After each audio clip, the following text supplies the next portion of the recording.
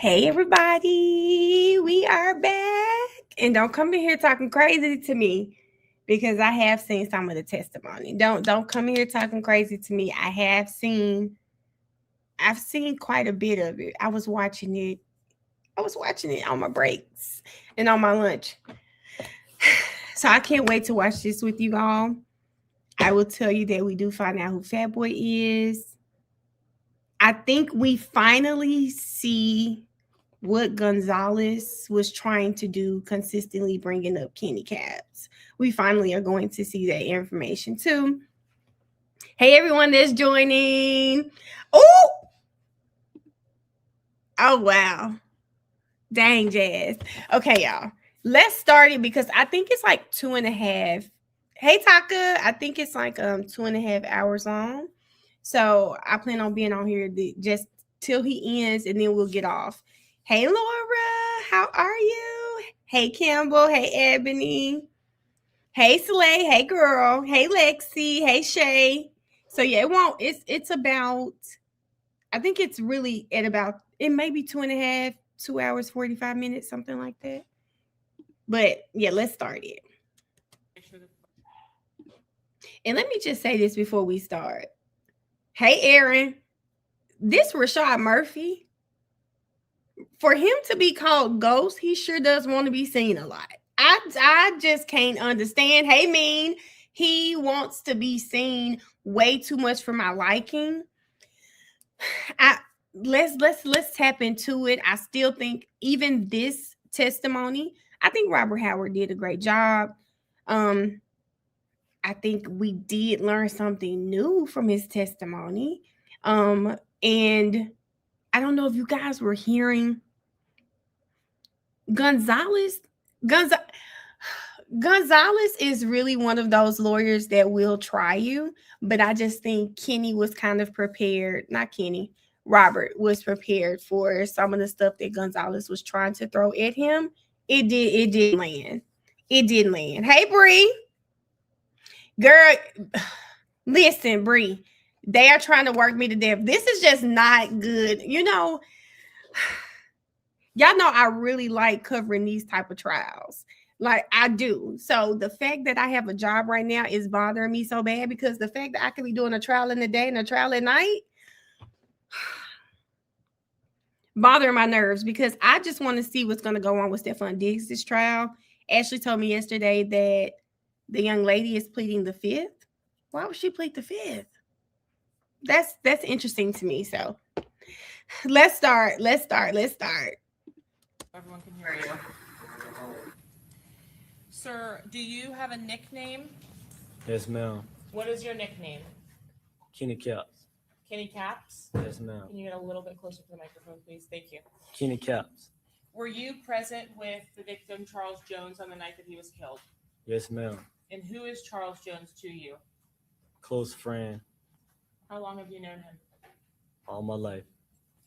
Did you all grow up in the same neighborhood or different neighborhoods? Same neighborhood. And did you know Charles Jones by any nicknames? Yes, ma'am. What are those nicknames?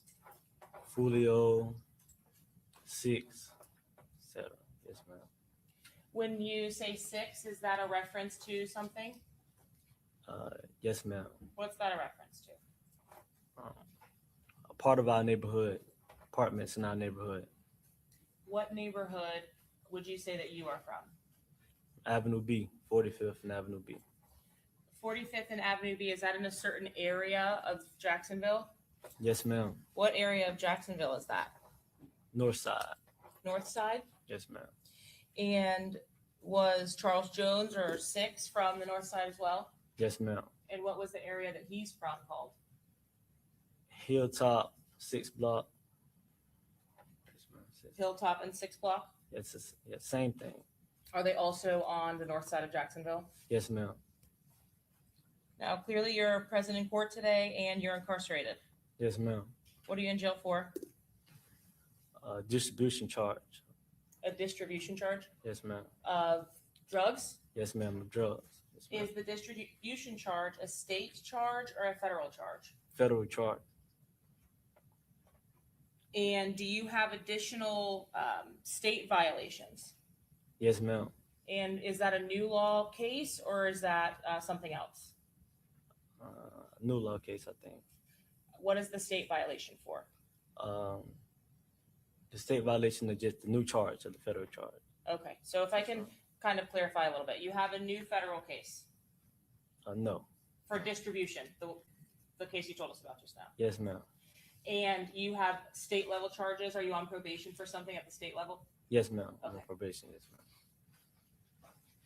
When you mentioned that you have some state charges, what are you exactly on probation for at the state level?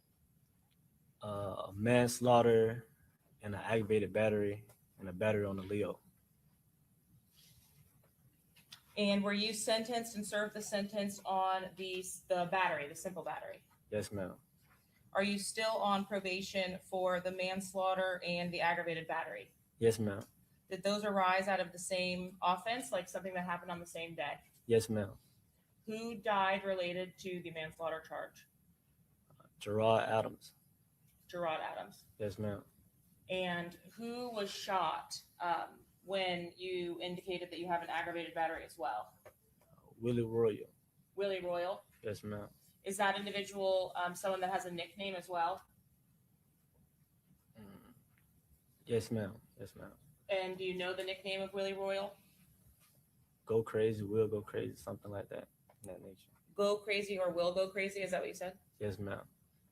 Now, you entered a plea of guilty as to those charges. Is that right?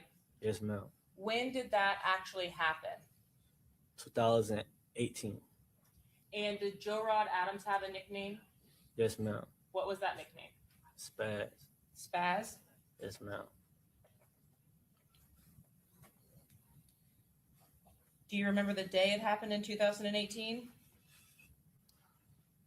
I'm not sure. I'm not direct. I think it's the 24th. I think it was August 24th, 2018. August 24th of 2018? I think so. Do you recall how long it took for you to be arrested for that offense? Like 3 days. I think that Tuesday happened Friday, Tuesday. What were the circumstances of that manslaughter and aggravated battery charge? What happened? Well, can you restate that? Yes. Your question? Where was was it a shooting? Yes, ma'am. Where did the shooting happen? At a high school in Jacksonville. What was the name of the high school? Raines High School. Raines High School. William M. Raines. Yes, ma'am. And were you present at Raines High School on August 24th of 2018? Yes, ma'am. Were you present with other people? Yes, ma'am. Was Joe Rod Adams, as you mentioned, also present at that football game or after that football game? Yes, ma'am. And was the individual Willie Royal or Will Go Crazy also present at that football game? Yes, ma'am. After the conclusion of that football game, was there a shooting? Yes, ma'am. And as a result of that shooting, did Joe Rod Adams or Spaz pass away? Yes, ma'am. Is that the crime that you were arrested for a few days later? Yes, ma'am. And what was ultimately your sentence for that crime? 5 years in, 10 years on probation. When you say 5 years in, can you explain to the jury what that means? I served 5 years incarcerated and will have 10 years on probation. How old were you on the date you were arrested? 16 And were you charged as a juvenile or as an adult? as an adult. So is the probation that you are currently serving that you have violated with a new federal drug charge, the probation from that manslaughter and aggravated battery case? Yes, ma'am. And how long, so you spent the 5 years in custody on the original sentence. Yes, ma'am. Did you start probation upon your release? Yes, ma'am. Do you recall when you got released? May 31st, 2023. May 31st of 2023? Yes, sir. Yes, ma'am. And do you recall the date that you were arrested on the federal drug charges? June 23rd or 24th, 2024. The day of the homicide of Charles Jones or the day after? The day after the homicide. Yes, ma'am. Okay. So only one day outside of him passing away, you were arrested. Yes, ma'am. In total, since your initial arrest, Sorry, Jazz. He absolutely said it. When we were, it was I think it was actually the defense who may have brought it up that he wasn't the shooter. Yeah, but it was absolutely said during Alicia Andrews' trial. We all knew from that trial he did not commit the murder. He took the charge. Because remember, we went down this whole, oh my God, you're so young to be trying to live by a street code. He was 16 years old and he took a charge. But when we get to it in this trial, I'm sure I remember I have something to say about that. On August 27th or so of 2018 through today's date, outside of the days you just told us, so from May 31st through June 24th, 2023 to 2024, have you been incarcerated for the rest of that time? Yes, ma'am.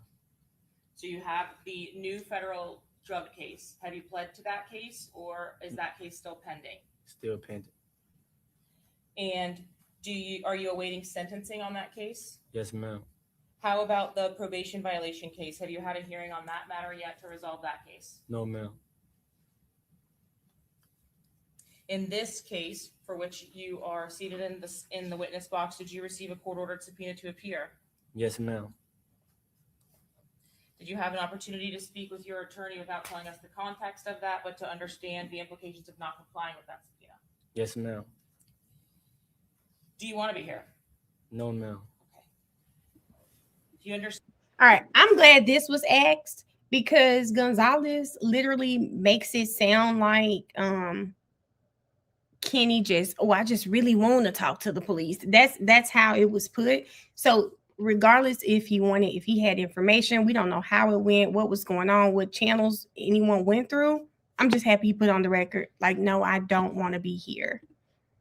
I think they're also going to get into just him and police and talking to them as well. Understand the difference between you being here under a subpoena as a witness and being like a co-defendant or a defendant in a case, correct? Yes, ma'am. You're not charged with anything as it relates to Hillsborough County? No, ma'am. And do you understand that your case in Duval County are with a Duval County jurisdiction? Yes, ma'am. What about, do you understand your case with the federal government is with the federal government? Yes, ma'am. At some point in time, were you subpoenaed to appear via an investigative subpoena after your arrest by the federal government to make a statement in this case? No, ma'am. You did not receive a subpoena to give a witness statement? Yes, ma'am. Yes, ma'am. And present for that witness statement, did you also have an attorney? Yes, ma'am. Is that while you were still in custody for the sale or distribution of drugs, the federal charge? Yes, ma'am.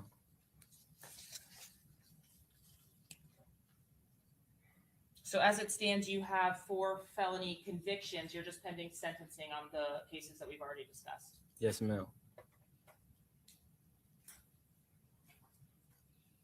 When you pled guilty to the death of Gerard Adams or Spaz, was there some type of was there a reason you pled guilty to that case in lieu of taking that case to trial? Yes, ma'am. What was that? It was best in my interest to plea out. How long had you already been in custody at the time you resolved that case? Almost 4 years. Had you been approached at all or ever during the pendency of your time in custody on the manslaughter about becoming a witness in the case against another possible shooter? No, ma'am. Did you ever make a statement to law enforcement in that case about anyone else from either side? No, ma'am. Was there another individual who has been associated to 6 Block that was present with you on the night of Spaz's death? Yes, ma'am. And who was that? Agent Gaynor Jr. Was he arrested as well when you were arrested the next week? No, ma'am. Did he stay out of custody? Yes, ma'am. And ultimately, in the months that followed your arrest, was Mr. Gaynor killed? Yes, ma'am.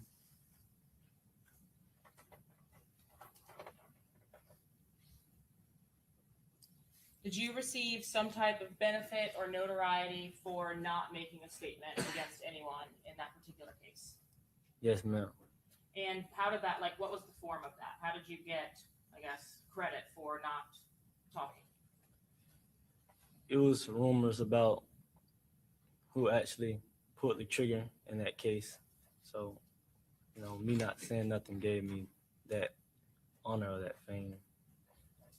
In 2018, when you went to jail, was drill rap the primary source of income for yourself or Charles Jones in Jacksonville? No, ma'am. Okay, go ahead. No, ma'am. When did drill rap start to become popular, if you remember? In my city, in Jacksonville, around like 2020, I was already incarcerated around 2020. How would you hear about what was happening with the drill rap scene or YouTube and how you monetize that stuff? How would you hear about that? At the time, I was incarcerated, so video chat and new people coming in the jail. And they would kind of update you on the way things were evolving outside. Yes, ma'am. Okay. And when you actually were released in May of 2023, did you start to develop a little bit of your own following as well? Yes, ma'am. Even from custody itself, had you developed somewhat of popularity? Yes, ma'am.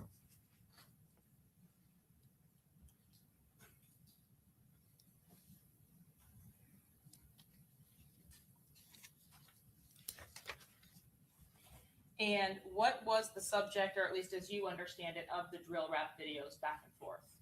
What would, for example, Charles Jones rap about? Dead people in our city, mostly. Y'all, if for those of you that watched already, did y'all notice Rashad doesn't look high today?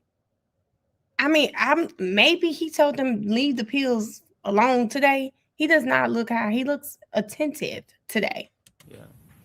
People who had passed away from, that didn't like us or didn't like him.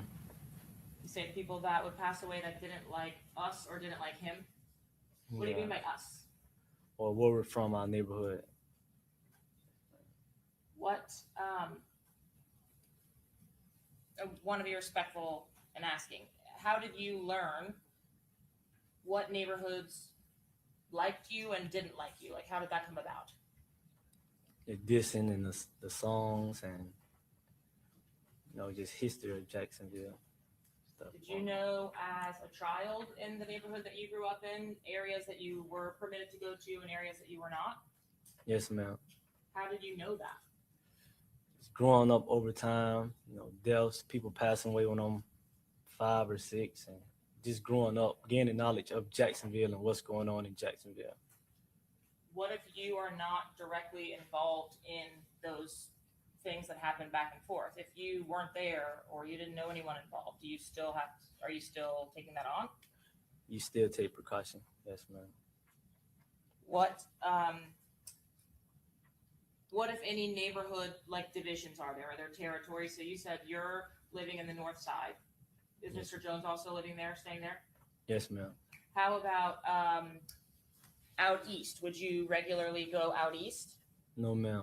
Is that one of the areas that we've talked about? No, ma'am. Yes, ma'am. Tell me why you wouldn't go out east. Just the history of Jacksonville, things that's going on in Jacksonville. I'm sorry, Your Honor, I can't hear the witness. Can you just speak up a little louder, please, Mr. Howard? I said things that haven't occurred in Jacksonville. So, Are you familiar with a reference 1200? yes, ma'am. And is that in some way related to or correlated with out east? Yes, ma'am. So if I said to you out east 1200, you would know what I'm talking about. Yes, ma'am. And what does that represent? Neighborhoods on the east side of Jacksonville. What about when I say to you 6th block, to you, what does that represent? Apartments on the north side of Jacksonville. So neighborhoods is Neighborhood. your response to that. Yes, ma'am. Okay. Were you certified as a gang member when you were originally arrested for the manslaughter of Joe Rod Adams or Spaz? Yes, ma'am. And what gang were you associated to? PCE. PCE, is that Problem Child Entertainment? Yes, ma'am. And is that a group that ultimately was RICO'd about 2017, 2018? Yes, ma'am. And you're familiar with what a RICO is? Yes, ma'am. Did the older members of PCE at that time, were they all kind of arrested or scooped up? Yes, ma'am. Did you know the individuals who were arrested in that RICO case? Yes, ma'am. How were they related to you? Friends, family? Just in the neighborhood, same neighborhood. After PCE, the RICO comes down from that case. Do individuals that were associated with PCE start gaining popularity under the moniker 6 Block? Yes, ma'am. Okay, so I want to ask you a very direct question. Are you going to tell me at any point during the course of your testimony today that 6 Block is a gang? No, ma'am. Will you ever admit that? No, ma'am. Will you tell me if 1200 is a gang? No, ma'am. Will you tell me if ATK is a gang? No, ma'am. That's never going to happen. Never. Are you familiar with the statutes in Florida defining? Let me say this. I think as much as Gonzalez tried to tear down his credibility today, this was one of the questions I was just like, this, if anything, it helped him. He is literally saying, I'm never going to say it's a game when we all know it's a game. So Gonzalez tried really hard to like poke at him and tear him down. But I just feel like it's hard when a person of his stature on that stand, and then he answering as much as he can. But I'm never gonna say it's a game. Never. But he did answer all of their questions. And I think he was well liked on the stand. Gang membership? No, ma'am. Are you, do you have concerns about making any admissions about gang membership as you testify? No, ma'am. Your position is that these are neighborhoods. Yes, ma'am. What if individuals from those neighborhoods kill on behalf of the neighborhood? You're still going to indicate not a gang. Not a gang. What if they throw hand symbols? Not a gang. No, ma'am. The statute itself does not matter to you, it sounds like. No, ma'am. So if I say groups or sides, would you understand the reference if you're refusing to say it's a gang? Yes, ma'am. Are 1200 and ATK affiliated to each other? Would they be friendly to each other? Yes, ma'am. And would 6 Block be friendly with 1200 or ATK? No, ma'am. Are you... Strike that. Is everyone that's in or identifies as 6 Block a rapper? No, ma'am. Is everyone that's in or identifies as 6 Block from 6 Block or Hilltop or 45th or Abbey? Can you restate your question? Yes. You said 6 Block is a neighborhood. Yes, ma'am. Everyone who throws a 6, are they all from 6 Block? No, ma'am.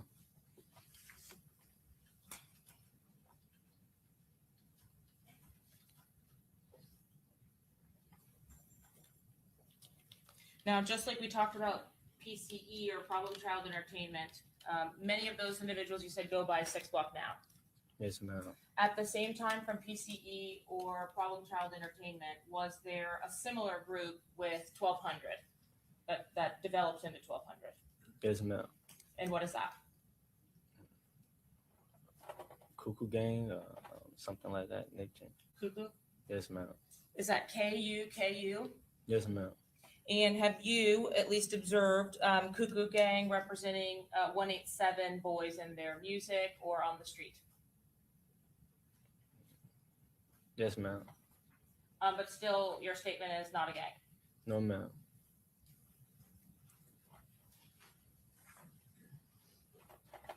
If you were shown,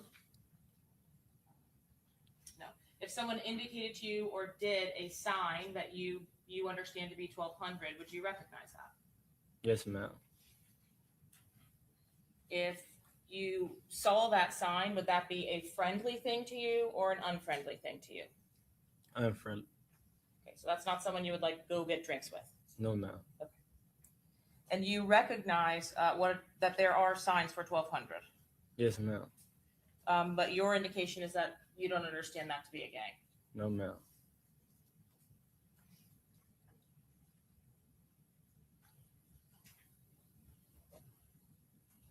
Do you understand the criteria for gang membership could include admitting your gang membership?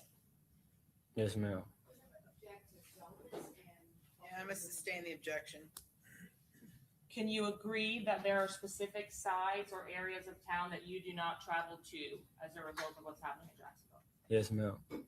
What area of town do you not travel to? East, west.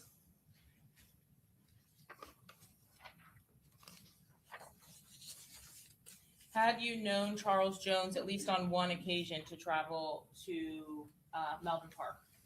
Yes, ma'am. Was that an area of town that 6 Block was welcome?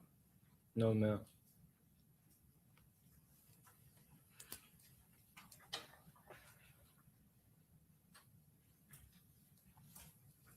How long has the back and forth between whether it was this name, 6 Block, or PCE, 1200, Cuckoo, how long has this back and forth been going on? A long time. What do you mean by that? Before you went to jail 2018? Yes, ma'am. Before you turned the age of 10? Yes, ma'am. Most likely. Yes, ma'am. Before, is it as long as you can remember? As long as I can remember, yes, ma'am.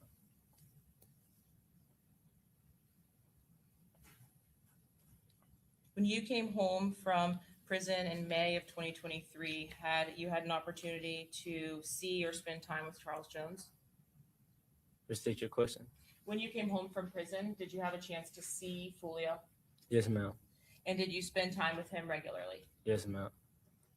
Were you able to catch up on the YouTube success he was having? Yes, ma'am. And were you also able to obtain some level of success in the same way? Yes, ma'am. Do you know an individual by the name of Gino Norris? Yes, ma'am. Who is that?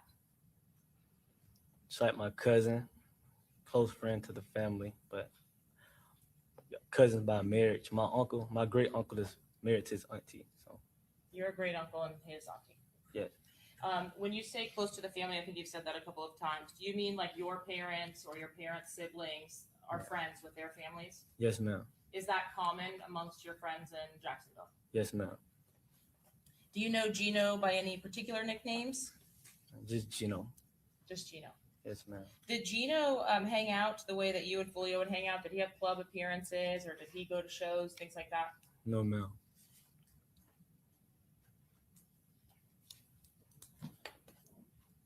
Were you profiting or making money off of attending clubs and making appearances with Charles Jones? Yes, ma'am. Were you benefiting on your own behalf or were you like working for Foolio? Kind of both. What do you mean by that? It all depends. Some appearances it just be for me, and then sometimes with him coming to shows and stuff, I'll get a percentage of it. And are you paid by the club itself to go there? Promoters, stuff What like that. What do you do? Do you put on a show or do you just hang out? I hang out and I also rap too. So sometimes it all depends on what's going on. It might just be an appearance or it might be me actually rapping as well. How do club appearances get you money or how does the club earn money from that? We bring in people. People want to see us, so they benefit from it as well. And was, at least to your knowledge, Charles Jones or Julio Foolio probably one of the more profitable rappers in 6 Block? Yes, ma'am. Are you familiar at all with the music of Isaiah Chance or Rashad Murphy? Isaiah Chance, but no, not the other one. Oh, man. Not the other one. Not the other one. And do you know of more than one song for Isaiah Chance? I heard a couple. Are they doing the same numbers essentially that Charles Jones was doing on YouTube? No, ma'am. How long have these rival shootings been going back and forth, if you can recall? Before my time, a long time. Before your time? Does that mean before you were born? No, just before, when I was younger. Was this happening before you went to jail in 2018? Yes, ma'am. How many friends or family have you lost back and forth? A lot. Do you have a lot of the friends that you grew up with in Jacksonville still in Jacksonville? Some of them moved, some of them still here in in there in Jacksonville. If you lose a fellow, like a 6 block member or someone from the neighborhood, are you helping or assisting their families in some way? Objection, Your Honor, relevant. Sustained. Your Honor, Uh, may we approach? Yes.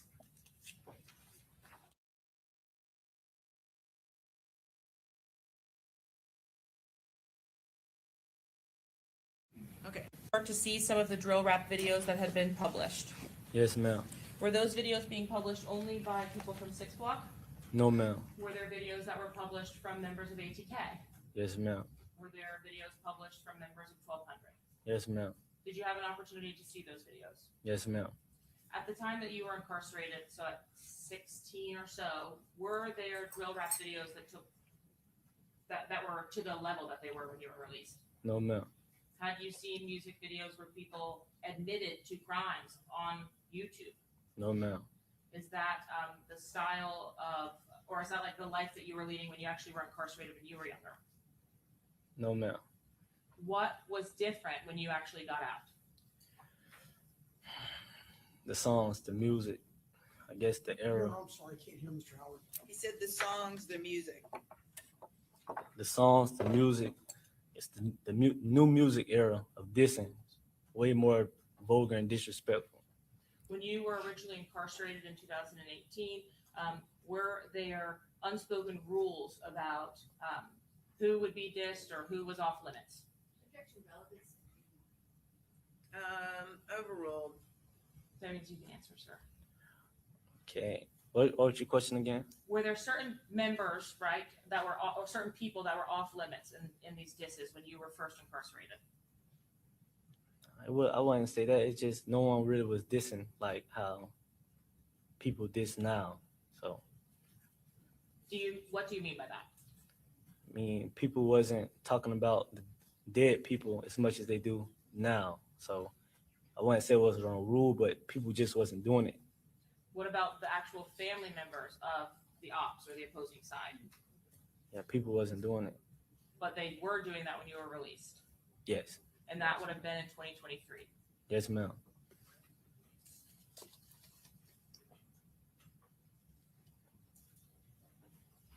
Did you also see a trend that level of disrespect that you called it was more lucrative? Yes, ma'am. But were you also witness to the fact that there were repercussions to that? Yes, ma'am. Are you familiar with the homicide of Jake Chitt? Yes, ma'am. And are you familiar with the homicide of Jaquan Pickens? Yes, ma'am. Excuse me, that's the same individual. I Yes, apologize. ma'am. Of Antonio Tilley. Yes, ma'am. Are those individuals that were killed in 2023 after you came home from prison? Yes, ma'am. Are those individuals affiliated with the same side? No, ma'am. What side was Jaquan Pickens affiliated to? Just from the north side, from my neighborhood, 45th area. And what about Tilley? What side was he affiliated to? I think the north side too, but I think he was more like ATK, That would be friendly or unfriendly to 6 block? unfriendly. Unfriendly. In the weeks leading up to the actual homicide in this case, so when Charles Jones is killed, did you see social media start to ramp up as it related specifically to Charles Jones and some of the defendants? Yes, ma'am.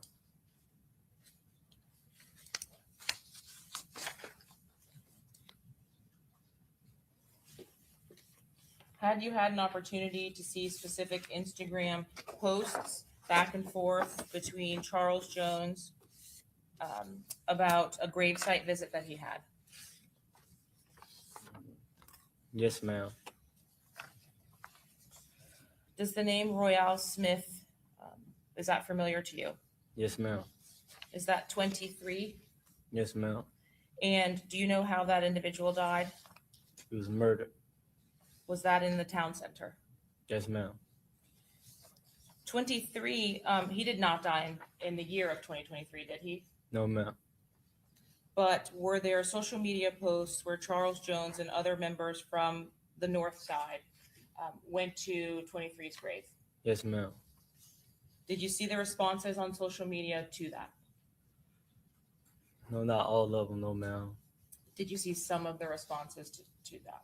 Yes, ma'am. Your Honor, at this time, the state seeks to admit State's Exhibit 124A through D. Okay, the objection, Mr. Gonzalez? Just briefly, I know I've seen them, but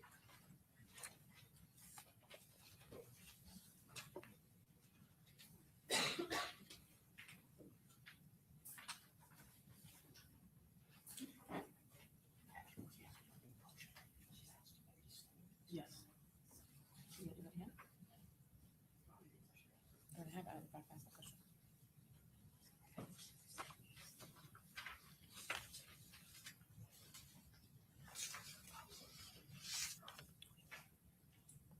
Okay, any objection, Mr. Gonzalez? no objection, Your Honor. Ms. Toomey? Mr. Wise? There you go. Mr. Petridis? Okay, they'll be admitted. 124A through D. In showing you State's Exhibit number 124B, is this one of those images that was on social media? Yes, ma'am. Was the response from the other side positive or? Let me say this.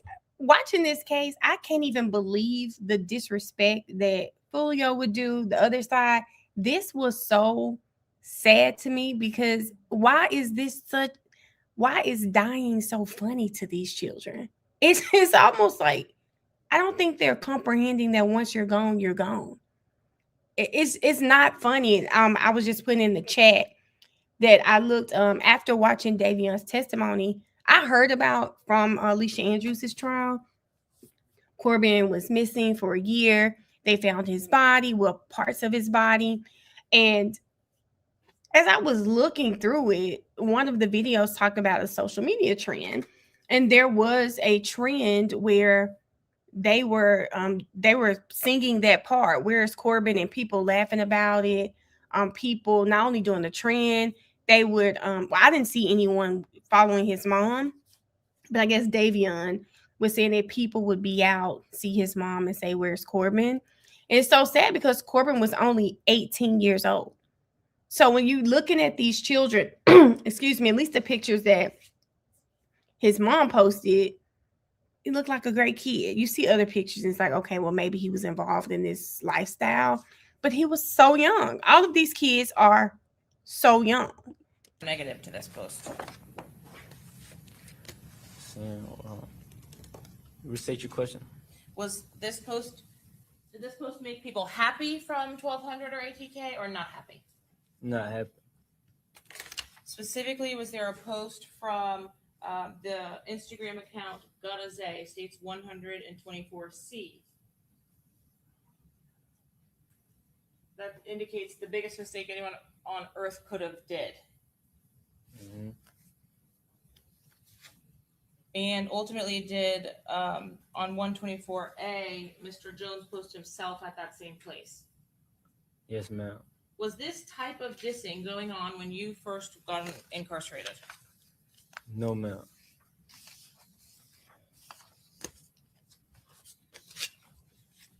Did this incite some back and forth between Mr. Jones and several members of ATK and 1200? Yes, ma'am. Yes, ma'am.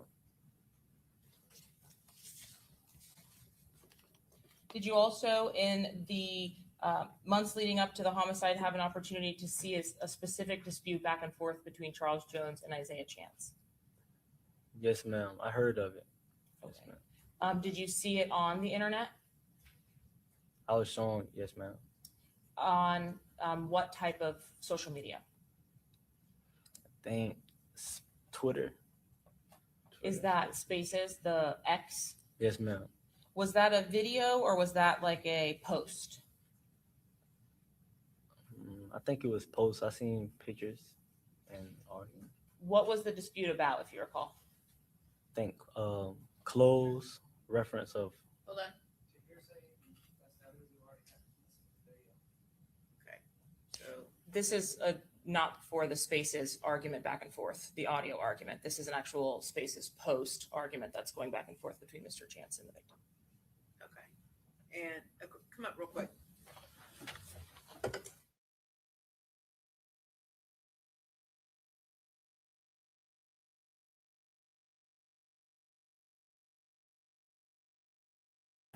Yes, ma'am. Was it unusual for you to talk to him? No, ma'am.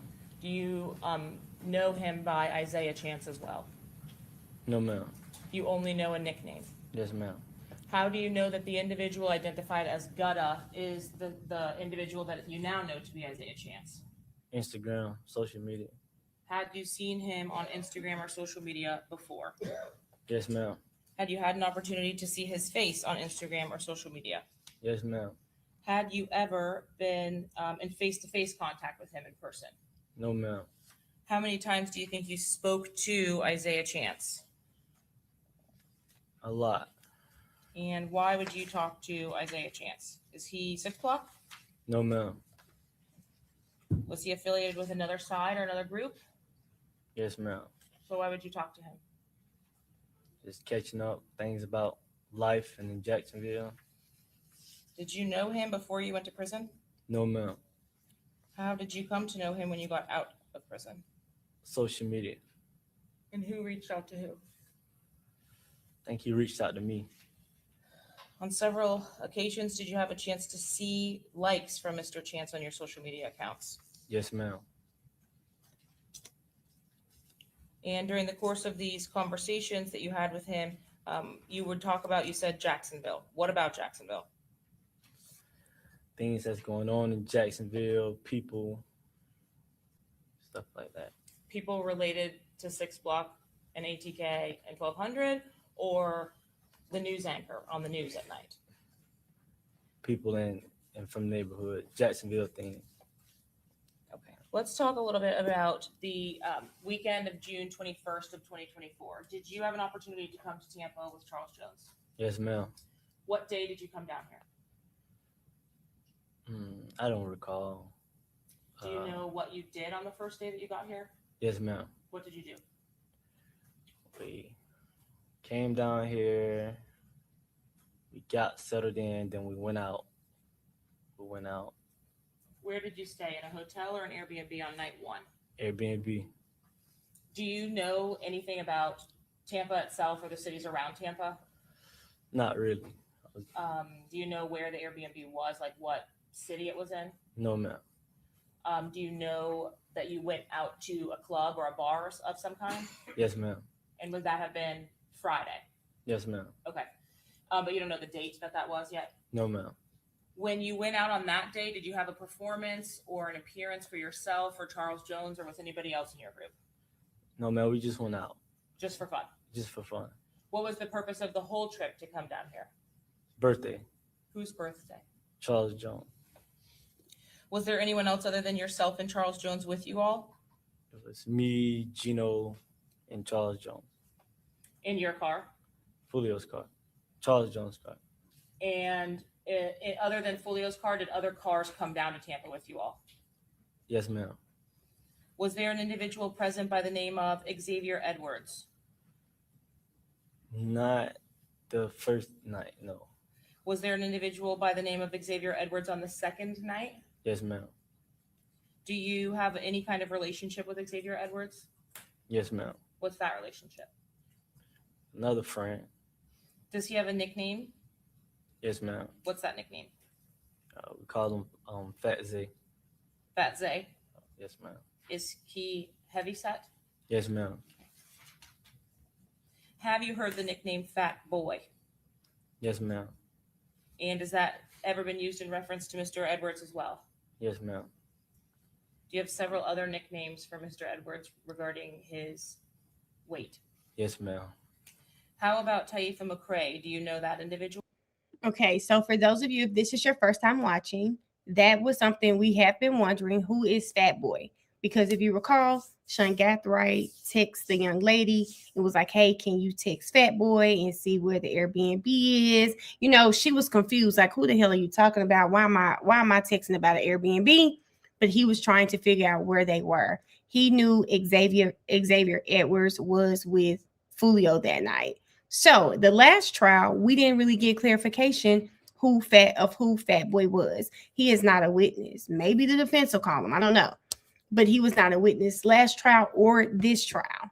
So we don't know who Fat Boy is. Now we know. Fat Boy is Xavier Edwards. Yes, ma'am. Do you call him? Which this looks crazy for Sean because Sean, again, here you are trying to figure out where this boy is. I think the plan was initially to go to the Airbnb.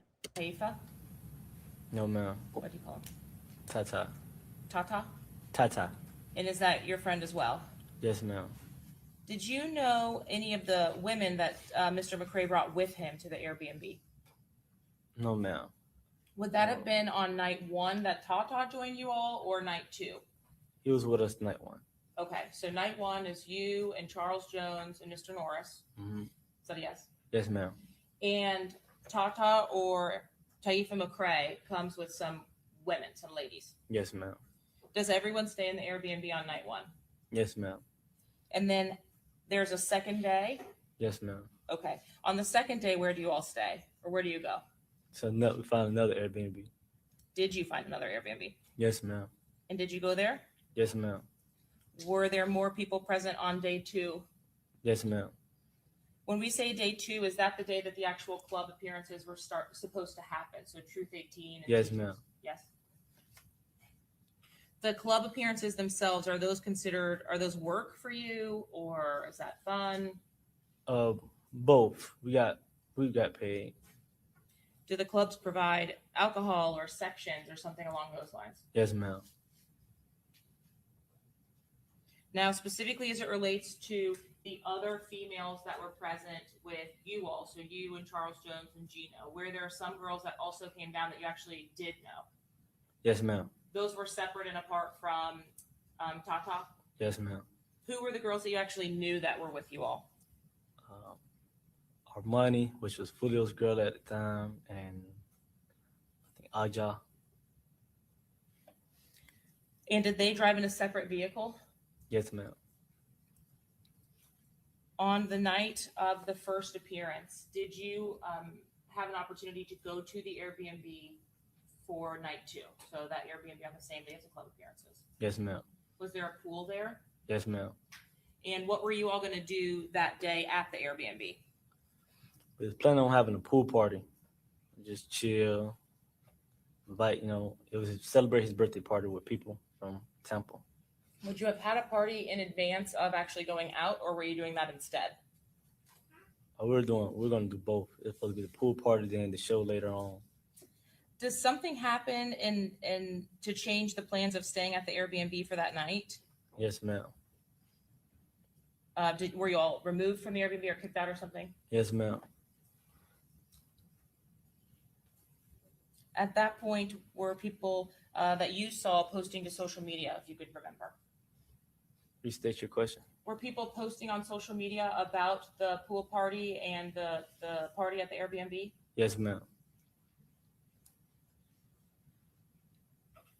Did you stay to help unload the Airbnb from that night? No, ma'am. What did you do? I fled. I left.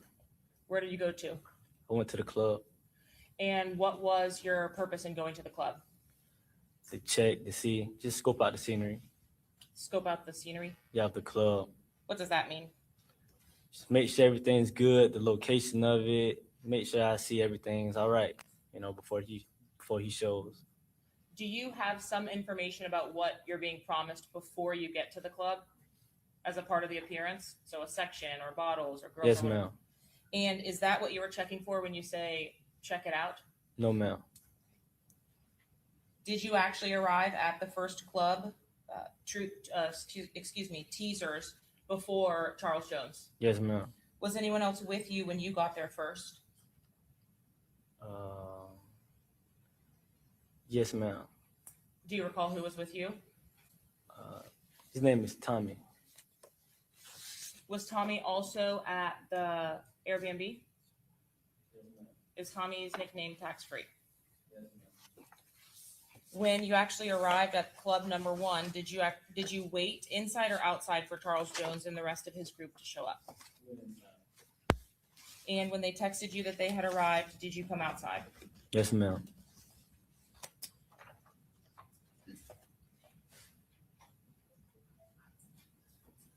I'm showing you a still of what's been previously admitted as states 41A. Are you able to see that picture okay? Yes, ma'am. And are you able to identify yourself in this photograph? Yes, ma'am. Where are you? If you could just describe yourself. I have on a white shirt, chain, Jordans, and a hat. If I point to the individual just to the left of the center of the photograph, is that you?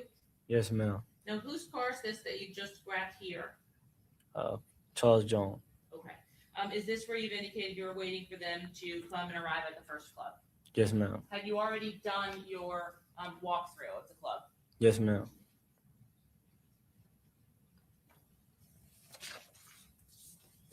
While inside of Teasers, did anything out of the ordinary happen? No, ma'am. Were there any problems inside of the club with people that were not a part of your party? No, ma'am. How about outside of the club? No, ma'am.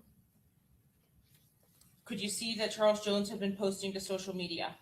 Yes, ma'am. And over the course of the night, did you see, Charles Jones drinking Don Julio? Yes, ma'am. Was there any significance to that? What do you mean by that? Was there any importance for that? Like, is that normal that he would drink Don Julio? No, ma'am. Did he normally drink? No, ma'am. Do you drink? No, ma'am. On this particular night, was he drinking? Yes, ma'am. And what was he drinking? Don Julio.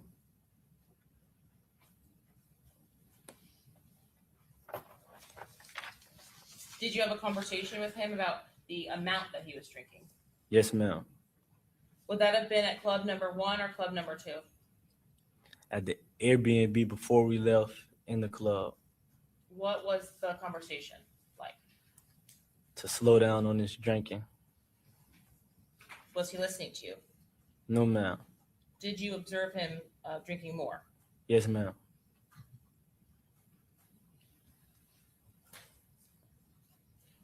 And did you continue to make comments to him throughout the night? Yes, ma'am. Did you take an opportunity at club number 1 to look around outside at your surroundings? Yes, ma'am. Why did you do that? I did that to make sure that we were good, pay attention. We live in Jacksonville, and Foolio is known for distance, so make sure we're safe for safety reasons. Is that something that you do regularly? Yes, ma'am.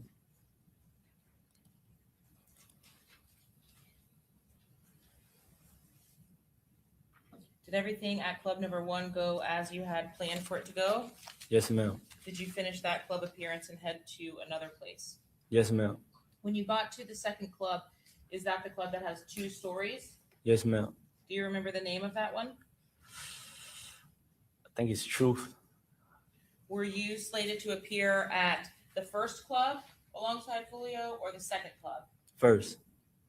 And when we say that you're going to appear, does that mean you are also on these flyers that promote the appearance? Correct. Were you on the flyer to promote the first club? Yes, ma'am. Was there a flyer to promote the second club that you were on? No, ma'am. When you arrived at the second club, had anything changed? Were there any issues? No, ma'am. Did you all go inside of the second club? Yes, ma'am. Did you have an opportunity to see whether Charles Jones was still posting on social media? Yes, ma'am. Was he? Yes, ma'am. At that point, did you say anything else to him about that? Yes, ma'am. And what did he say to you? To relax and to let him enjoy his birthday. And did you do that? Yes, ma'am. Did you all stay at that second club for a little while? Yes, ma'am. Do you recall how long you stayed there? No more than an hour, like an hour. Did you all set up or arrange for a place to stay after you had been kicked out of the Airbnb that second night? That's why we were there. By the time, yes, ma'am, we were trying to. At the club. Second club, yes, ma'am. And so were you searching for places while you were there? Yes, ma'am. Were you successful in finding a place? No, ma'am. Was anyone successful in finding another place? No, ma'am. Another Airbnb, no, ma'am. At some point, is the appearance at club number 2 over? Yes, ma'am. And do you have an opportunity to head down to the parking lot with Miss Adoja and Miss Armani Turner? Yes, ma'am. Did everyone else in the party also leave or go to their cars at the same time as you? Yes, ma'am. At this time, Your Honor, the state seeks to introduce States 149B. Okay, any objection? Mr. Gonzalez? No objection. Ms. Toomey? Mr. Wise? Ms. Petrides? Mr. Petrides? Okay, admitted? So I'm going to show you 149B. Can you see the screen okay? Yes, ma'am. In this image, is this fairly depict what the first floor looked like when you all returned to your cars? Yes, ma'am. Do you see yourself in this particular image? Yes, ma'am. And where, if you could describe on the paper, are you in this image? By the car that's lighting up with the headlights on. That's lighting up with the headlights. So this individual at the center left. Yes, ma'am. All right. And you all are leaving at this point? Yes, ma'am. Now, whose car is this? Is this Mr. Jones's car, or are you leaving in another car? It's Armani's car.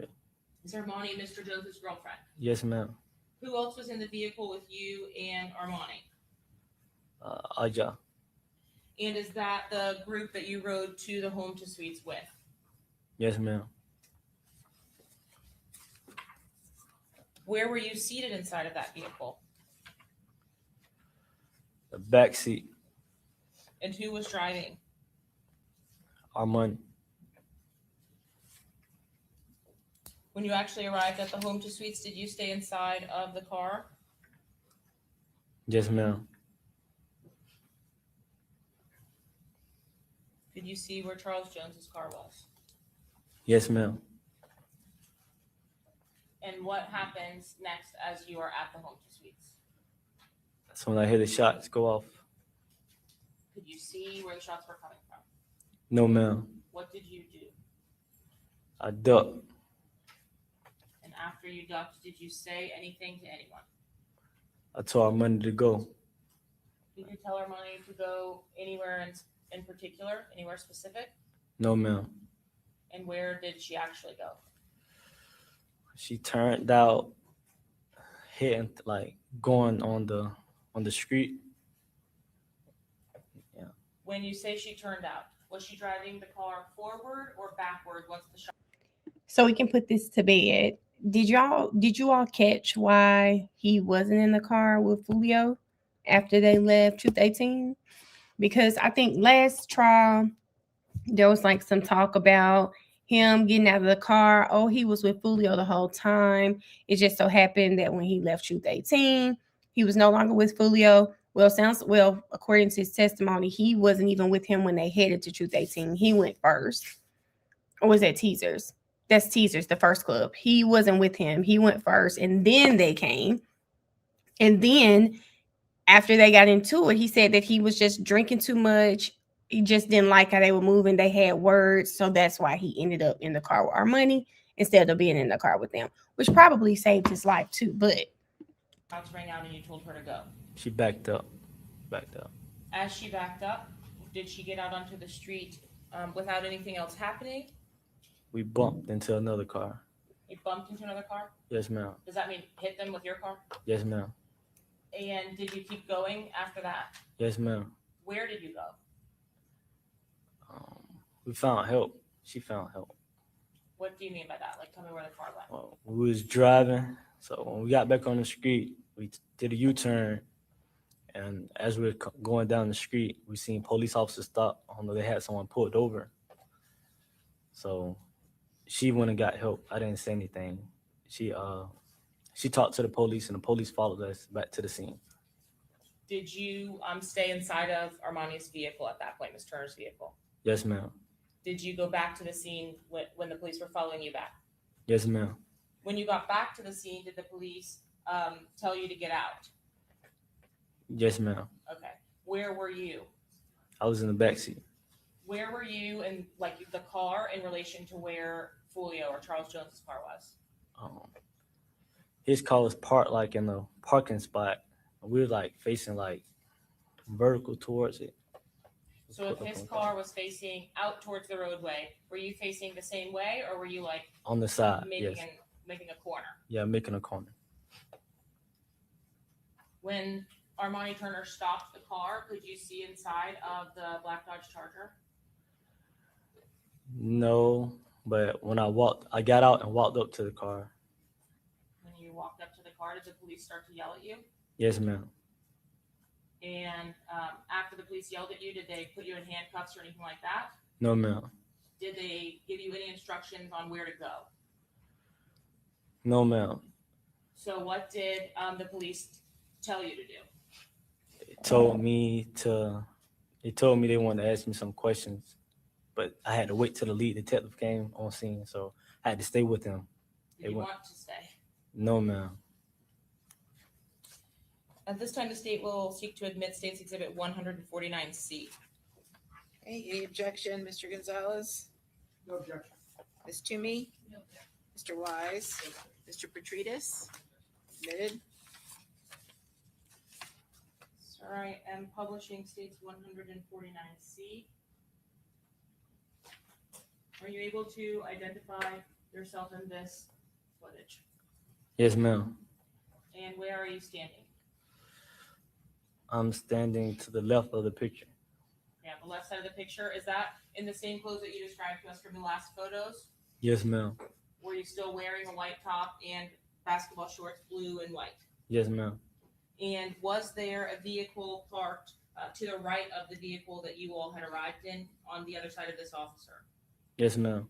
Is that the vehicle that you indicated you tried to go up to with Mr. Johnson's side? Yes, ma'am. Could you, even in the moments that you tried to get to the vehicle, see someone inside of the vehicle? Yes, ma'am. Did you know who it was? Yes, ma'am. Did you only see one person? Yes, ma'am.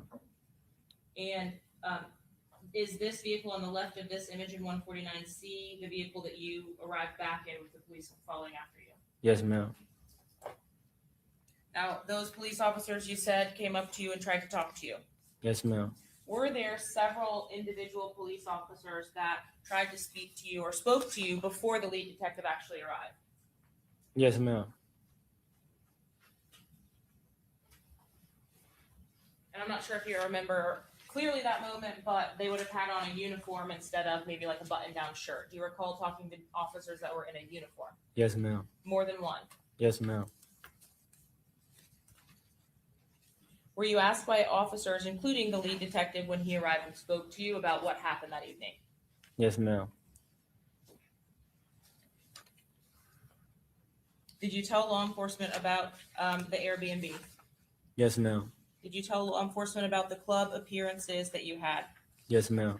Did you tell law enforcement about 2 clubs? Yes, ma'am. Did you tell law enforcement where you were in the car when the shooting occurred? Yes, ma'am. How about the ducking? Did you tell them about your position at all inside the car? Yes, ma'am. And when the first officers that responded and told Remember, Gonzalez he really made it a point to talk about Robert wasn't. Remember, he was asking the detectives, was he forthcoming? Was he giving you information? As if he was not answering. Detective Ramos is, I think, the only one who really said no. He was cooperative. He answered all of my questions. So this line of questioning is definitely towards that, to show that he was, every question they asked him, he was answering those questions. you all to get away from the black Charger, told you to wait for the detectives, did you do so? Yes, ma'am. Do you know the lead detective in this case? He would have been in plain clothes, not a uniform. Do you know if you talked to him? Yes, ma'am. Did you at any time assist law enforcement by helping to keep Armani away? Yes, ma'am. Were you asked about whether there had been any fights or arguments at the club appearances by law enforcement? Yes, ma'am. Did you answer those questions? Yes, ma'am. Did you tell law enforcement that there's a gang rivalry in Jacksonville? Objection, Your Honor. No, ma'am. Sustained, yep. Did you tell law enforcement anything about gangs during the course of those interviews? No, ma'am. Did you tell law enforcement anything about anyone being in a gang? No, ma'am. Did you speak to anyone that night about the drill rap scene in Jacksonville? No, ma'am. At this point, did you know who had committed the murder? No, ma'am. As you were on scene, did you start to see some posts that became relevant to you from individuals from Jacksonville? Yes, ma'am. Where did you see those posts? Instagram. Are you familiar with a social media account linked to Gutta Zay? Yes, ma'am. Did you see any social media post from the account of Gutta Zay? Yes, ma'am. Did you see any Instagram accounts from an account called Ghost187? I don't recall. Seeing a post on that? I don't recall. No, ma'am. Do you know an individual by the name of Ghost? Yes, ma'am. Have you talked to, prior to the homicide, an individual by that name? Yes, ma'am. Have you seen the face of an individual by that name on a prior occasion? Yes, ma'am. The timing of the posts that you saw to social media, were those before or after you had a chance to speak with Mr. Jones's family members? I think right before. I can't even help but laugh at this boy. I just can't. Because one thing I'm gonna tell you this, I think he knows he's going to jail. It is what it is. It is what it is. I cannot be mad that he committed a crime and he's ready to do his time. I'm not even gonna be mad about that. Because the way he has acted in court, I know he doesn't give a damn. Just hurry up, give me my time, let me go do what I'm gonna do. You could tell from the interrogation room. You can tell from here. This young man just does not give a damn. He smirks way too much in court. Just get this boy. I think he just wanted sense. He knows he's never going home. And I think he has accepted his fate. And I'm not even mad at him for that. Can you talk to us a little bit about your relationship or prior relationship with Isaiah Chance? If he's not affiliated to 6 Block or he's associated with other groups, why would you maintain a friendship or relationship with him? Can you restate your question? Why would you be friends with Isaiah Chance, knowing he does not get along with 6 Block? We had just conversations. His music was okay, and I heard about him, so yeah, conversations, talking. I took a liking to him, so we started having conversations, more conversations. And did you ever speak to him about anything that was going on inside of 6 Block or with 6 Block people? No, ma'am. What was the purpose? What were you hoping to gain by having these conversations with him? What I wanted to gain from talking to him. That's your question. Yes. Just, stuff was going on in Jacksonville, hoping he'll say something or anything leading to something, just excess stuff about other neighborhoods. So we're not talking about, like where the new nice restaurants are. No, ma'am. You were hoping to get information. Yes, ma'am. Were you asking him directly for information? No, ma'am. The way that you talked to him, were you hoping that he would accidentally give you information? Yes, ma'am. Objection on the reading. Overruled. Did he at times give you information? No, ma'am. Did you, in the course of your conversations with Isaiah Chance, actually slip up? Yes, ma'am. And how did that occur? Well, female I was dealing with at the time, text him, put his number into Cash App, thinking I was messing off, and text him. Okay, so I have to put it in layman's terms. A female that you knew at the time Yes, did a ma'am. little reverse lookup on a number that you were talking to on your phone. Yes, ma'am. Okay. Would you have had his phone number saved in your phone, like as a name? No, ma'am. So she just looked up the number. Yes, ma'am. So why did she think you were cheating or talking to another girl? I guess when she put it in Cash App, a girl's name popped up. Did you have an opportunity later to explain that to her? Yes, ma'am. So was it you utilizing your direct phone number to make these contacts or communications with Mr. Chance? No, ma'am. Okay, so you'd use a different number. Email. An email account, so you can make a FaceTime over iCloud or something with Yes, an email? ma'am. Yes, ma'am. You didn't have to utilize a phone number? No, ma'am.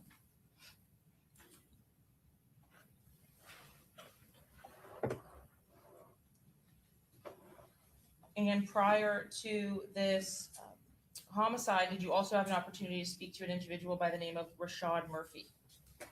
Yes, ma'am. Did you know him as Rashad Murphy at the time? Yes, ma'am. Had you known Rashad Murphy just from growing up? No, ma'am. Did you know the nickname of Rashad Murphy at the time? Yes, ma'am. And was that the same account you've already told us about, Ghost? Yes, ma'am. Did you talk to him on more than one occasion? Yes, ma'am. At the time that you spoke to him, were you able to see him? No, ma'am.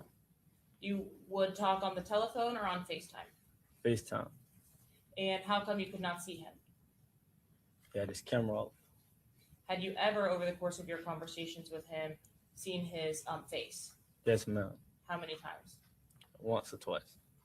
And was that on FaceTimes? Yes, ma'am. How about to Rashad Murphy? Did you have his phone number saved in your phone as a contact, or was it just a number? Just a number. What was the nature or the tone of your conversation with Mr. Murphy? Was it the same as Mr. Chance? No, ma'am. Okay. What were you talking to Mr. Murphy about? Stuff in Jacksonville, my prior case. Was Mr. Murphy related to the victim of that case? Yes, ma'am. Did he tell you he was related to the victim of that case? Yes, ma'am. Did he tell you what the relationship was? Yes, ma'am. What did he say the relationship was? That was his brother. Do you know if that was a real brother or a brother like a close family member? I didn't know. I just went with his word. That was his brother. Did you reach out to him or did he reach out to you? I reached out to him. And did that happen on FaceTime like you indicated? Yes, ma'am. How did you get his phone number? I got his phone number through him. Through him? Yes, ma'am. Did you communicate with him on social media? Or telephone via text? Yes, ma'am. Somehow you made contact with him. Yes, ma'am. What is the conversation, or are there more than one? It's more than one. And what are you talking about specifically about your prior case? Who actually killed Gerard Adams. Stuff like that. But this is at a time when you had already been released from custody Yes, from ma'am. that case, correct? Yes, ma'am. Are you still on probation for it? Yes, ma'am. So it would have had to happen after your release. Yes, ma'am. So at some point after you get out in May, you speak to him. Yes, ma'am. What is he asking? Who did it? That's it? Yeah, just some clarity. Who actually did it? Were a lot of people asking you that question? Yes, ma'am. Had you admitted or made any statements about who actually had pulled the trigger in that case? No, ma'am.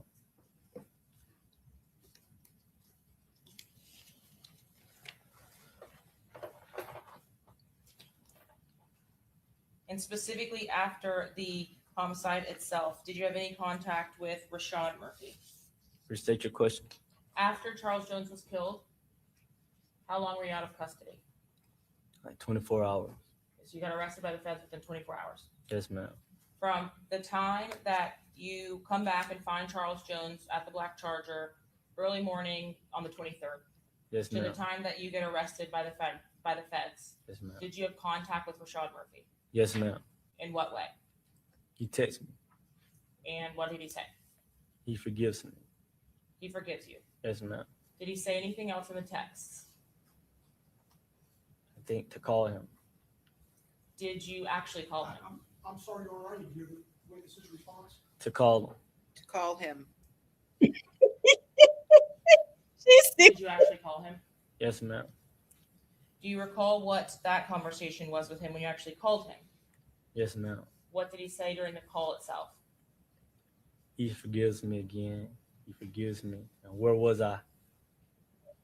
Did you understand where were you? Okay, y'all, listen to this part here. So during Alicia Andrews' trial, this part specifically makes more sense to me now. I thought that Rashad was telling him that he forgives him before the murder occurred. He's texting him. Remember, he was Robert Howard was only out one day after Foolio was killed. So Rashad spoke to him the very next day, the 24th. And this is the stuff that he's telling him. To be about, or did he give you any kind of context when he said, where were you? Where was I? I was, just where was I? What did you respond to that? I was around. And did he say anything else? Stuff like he seen me Where? walking down the stairs of the club, I guess. So he seen me by the club. Seen me at the club. Did he say what you were doing at the club when he saw you? He said I was paying attention. That you were or were not paying attention? I were paying attention.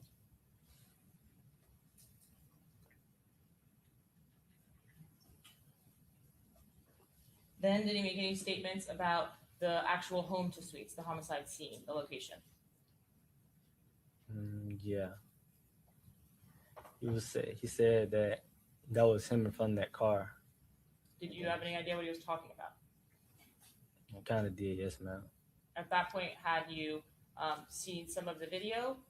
No, ma'am. So how did you know what he was talking about? I'm guessing he's in that car, so. When he said he was standing.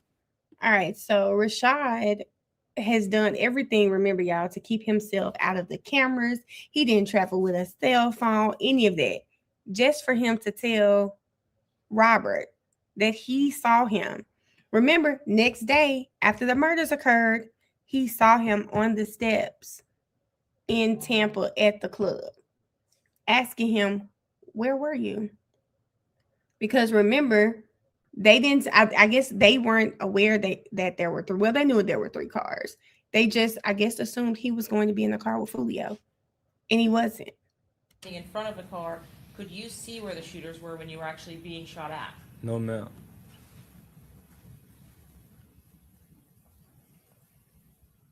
Did you know what area Rashad Murphy or Davion Murphy were from?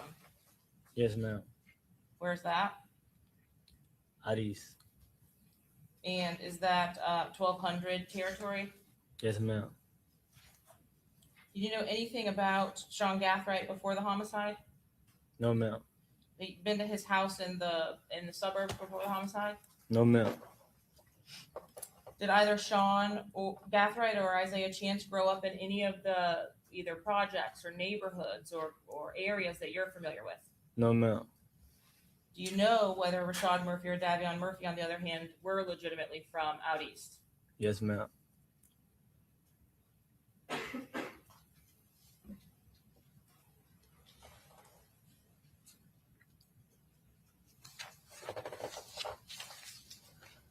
No, Ebony, remember, Davion called them creative players. Creative players are people who did not grow up in these neighborhoods and they insert themselves in these beefs and in these gangs. They are creative players. Did you have an opportunity when you spoke to law enforcement to be Wanna shown be an array of trace photographs? Yes, ma'am. Were you asked in that array of photographs whether you could identify any of the individuals depicted?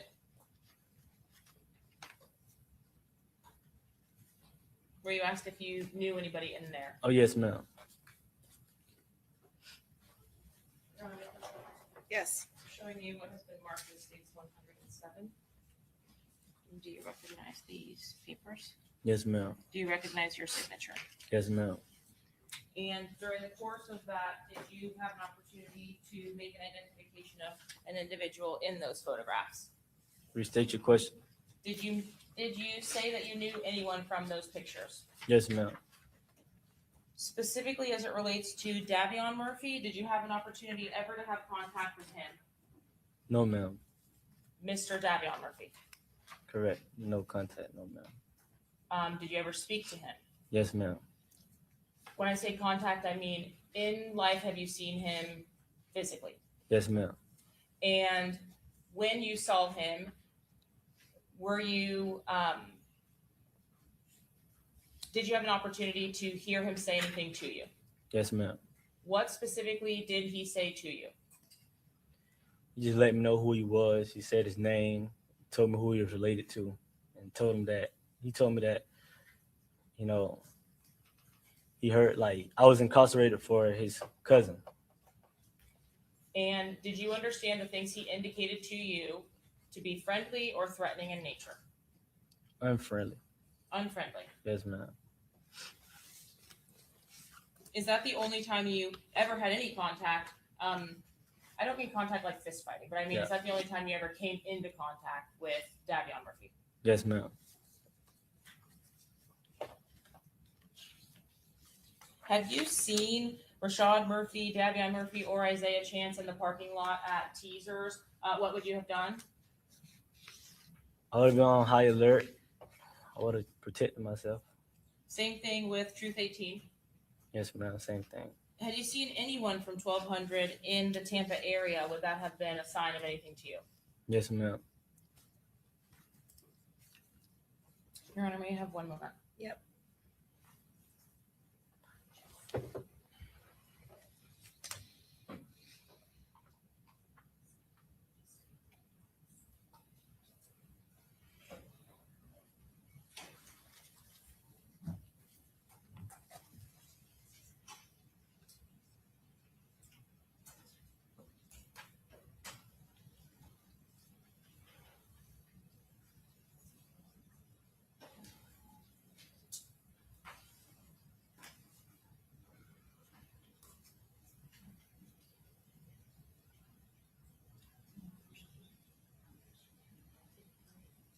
Your Honor, I will pass the witness at this time. Okay, Mr. Gonzalez? One moment, Your Honor. Sure. Here comes the foolishness, okay? And when he gets done, I need you all to tell me if you feel like Gonzalez moves anything for you.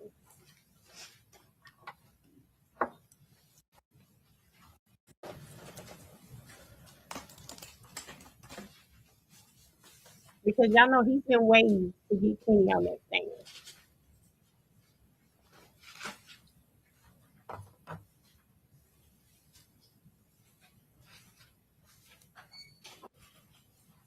You have stated that with regard to when people talk about gang affiliations, 1200, ATK, 6 Block, whatever other gangs may be talked about, the world calls them gangs, but you just call them neighborhoods. Yeah, I put him on 1.25 because you know he has that whole Baptist preacher pause thing going on. So I put him on 1.25. Correct? Correct. And you believe 6 Block is just a neighborhood, Hilltop, right? It's an apartment complex. Correct. And you believe 1200 is an area out east, correct? Correct. Hilltop or 6 Block is on the north side, correct? Correct. And in between and all around, there are other groups, not gangs, that operate based on their neighborhood and who they know and who they grew up with, correct? Yes, sir.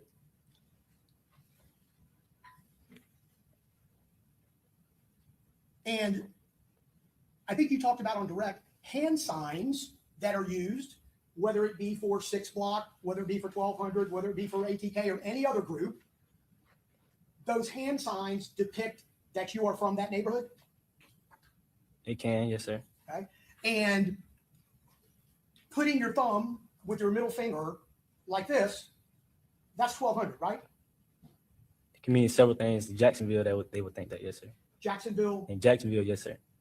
If we were in Jacksonville and we did this, it'd be 1200, right? Yes, sir. Okay. And people that aren't in 1200 do this in Jacksonville, don't they? Yes, sir. Okay. In fact, you have done this before, haven't you? Yes, sir. Okay. And you do it just to do it, just because it's doesn't really mean much. Doesn't mean anything, does it? Yes, sir. Is there a hand sign for 6 Block? It's a yes, sir. Yes, sir. Show me what it is. For the record, what is that, Mr. Gonzalez? And that's going to be your 6. index finger and your thumb that are coming together, correct? Yes, sir. And then the other 3 fingers are all in one line, so it kind of looks like a 6, right? Yes, sir. Okay. Other people that are not 6 Block do this too, don't they? Yes, sir. Okay. Could they do it because they are following maybe a rapper or a group that are producing or showing rap videos? Yes, sir. Because in fact, Charles Jones is 6, right? Yes, sir. And he named himself that, right? Yes, sir. In fact, he named 6 Block, didn't he? Yes, sir. And you were very close friends with Mr. Jones, correct? Yes, sir. You talked about some other people. You talked about Xavier Edwards, right? Yes, sir. Now, who you know, Yes, sir. and you called him Fat Boy. Yes, sir. You've given some statements already, and you testified in the past in this case, right? Yes, sir. You've never referred to him as Fat Boy before today, have you? Yes, sir. You have? Yes, sir. You think you have in any statement you've ever given Oh. referred to him as Fat Boy? I don't recall. And what about And let me say this with Gonzalez. Gonzalez is going to do this quite often during the cross-examination of Robert Howard, and the state has to come back and clean it up. But he can be so convincing. Like him acting like that literally makes me think, oh, dang, maybe he never said it before. Maybe he's right. Maybe that boy didn't say Fat Boy. So the state is listening to him, that you have to listen to him with intent, because he will do stuff like this to try to trip you up. You just have to do it. isn't he called 55? Yes, sir. 5'5". How about Omerta? Yes, sir. Okay, so these are some of his 6 Block names, correct? Just nicknames. Nicknames. I won't say 6 block. Yes, sir. But you don't know if you've ever referred to him as Fat Boy previously. Well, Fat Boy is something like we would call him on the one-on-one tip, like an inside Fat Boy, but to like social media, he'll be Omerta 5'5" and stuff like that. Yeah, so that's just something between a friend to a friend or Yes, a person sir. to a person that he knows each other, right? Yes, sir. Not what he's known as on the street, Yes, sir. right? Or what you would refer him as if you were talking to third parties. Yes, sir. I also don't know why he was putting so much emphasis on here. Baby, Fat Boy your client is not even the one who called him Fat Boy.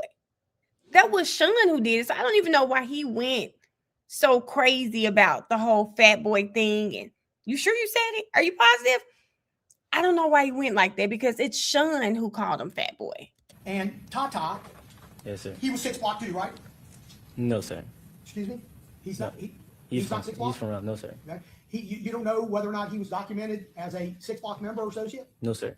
I'm sorry, you don't know, or the answer is no. I don't know if he's documented as a 6 block game. No, sir. I don't. And what about you? You know that you are documented as a 6 Block member, right? Yes, sir.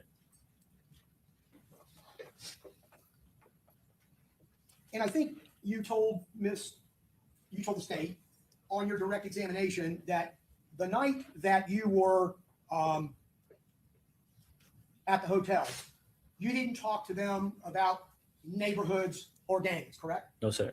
And you didn't talk to them about conversations that you were supposed to have had that caused you concern, did you?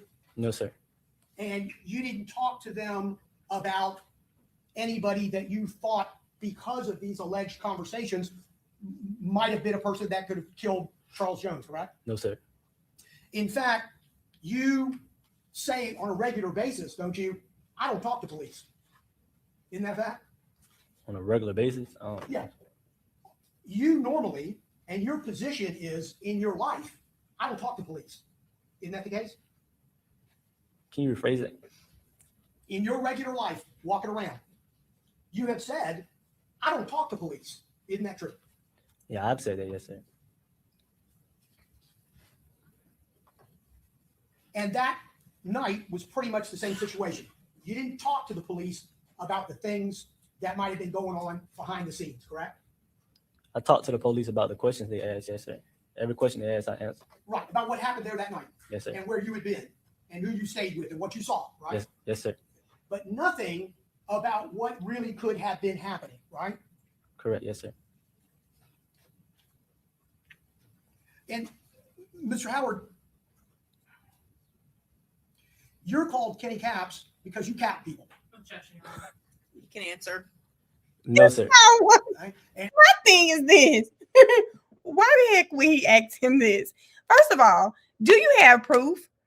that this boy has killed someone. We clearly know that the charge that he took the charge. He didn't kill anyone to get that charge. He just took. Talking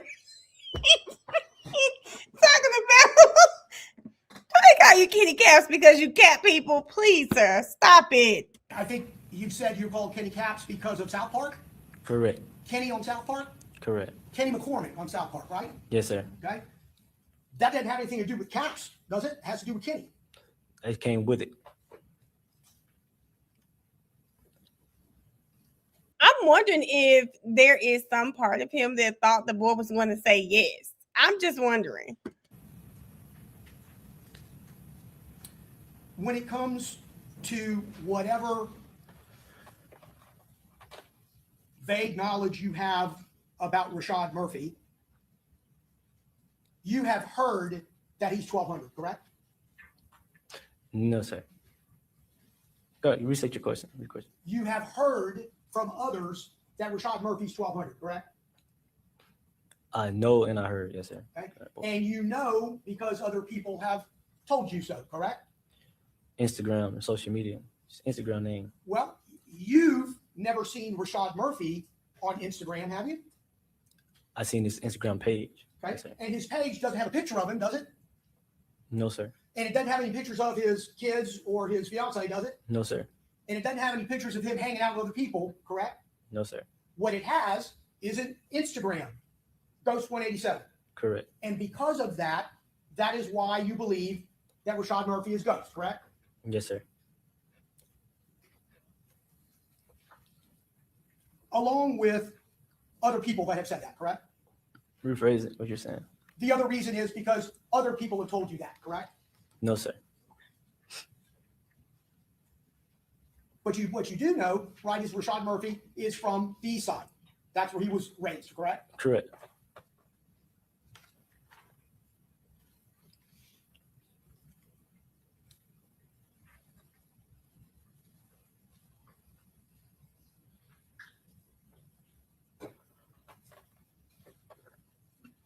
So as I understand your testimony, Mr. Howard, you are telling us that you had communications with Rashad Murphy, correct? Correct.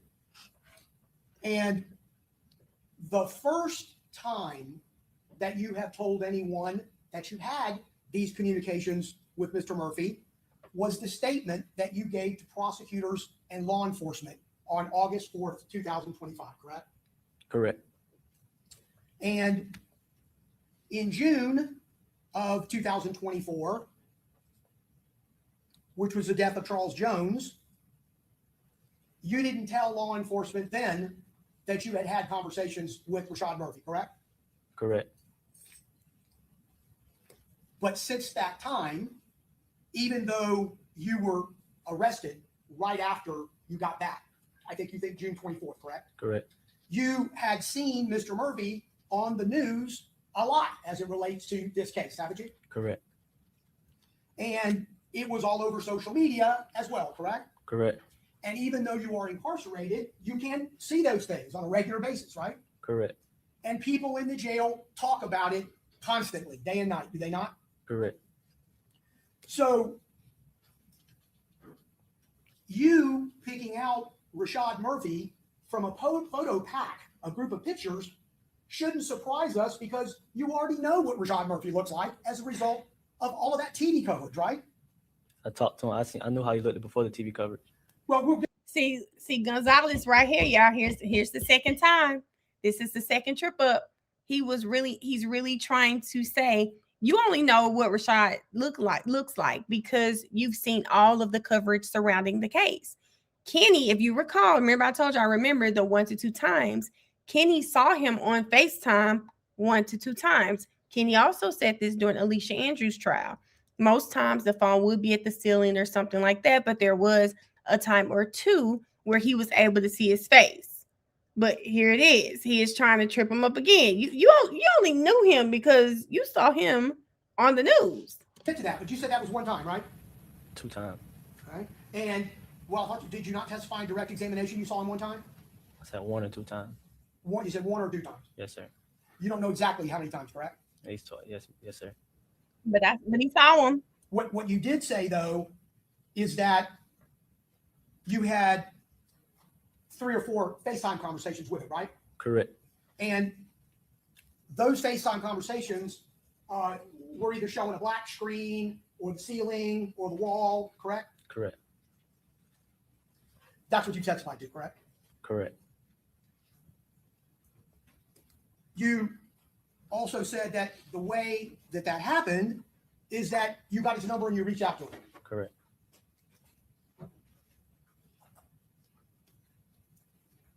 But you didn't know him at all prior to getting out of prison in 2023, correct? Correct. Didn't even know who he was, had never seen him before, correct? I've seen him before. You've seen him before out on the street somewhere, walking on the sidewalk? No, sir. How would you see him before? His pictures float around social media. Floating around social media prior to you getting out in 2023? You didn't see it then. You're talking about afterwards, right? Oh yeah, after I got out. Okay. So before then, you didn't know him. Oh no, sir. And you never seen him in person, correct? No, sir. So this conversation that allegedly occurred after Foolio's murder Yes, sir. happened when you got back to Jacksonville, correct? Yes, sir. And you say that during the course of that conversation, you simply got a quick glance, 5 or 6 seconds of his face, correct? Because he was putting the phone up to his ear. Is that a fact? I seen his face before then. A FaceTime before then. For here's the thing for me. He was putting his phone up to his ear. Is that right? Your client clearly told you that. So in my mind, they were on FaceTime all of these times, and the boy is likely to have seen him. And that was I thought it was one time, 1 or 2 times, and you're not sure which, 1 or 2? Not the last conversation. A time before.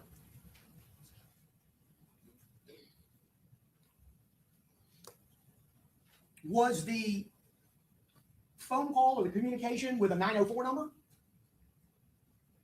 I don't recall. I'm Don't number recall the number? Don't I recall the recall- area code? I don't recall the area code. Okay. Let me ask you, was there a 2 in the first 3 digits of the phone number? I seen the 2 in the number. Yes, sir. Was it in the first 3 digits?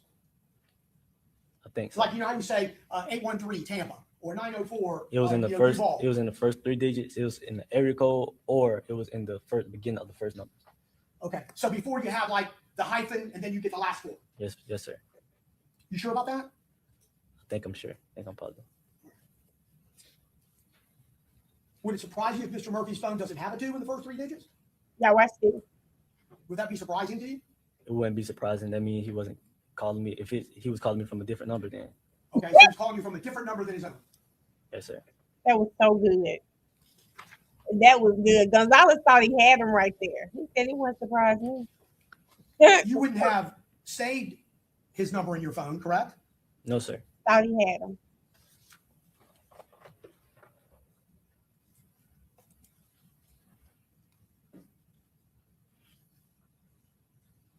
So actually, this whole thing started allegedly because you reached out to him first, correct? Correct.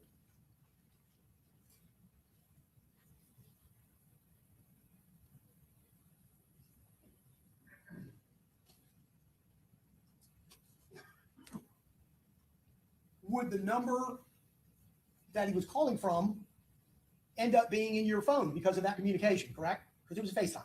Correct.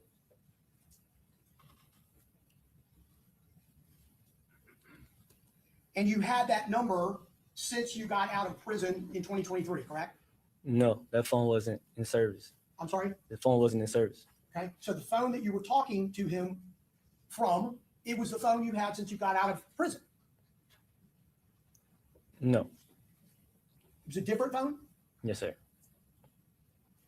And that phone had a username, correct? Correct.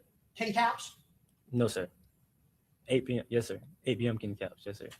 8BM Kenny Kaps. Correct.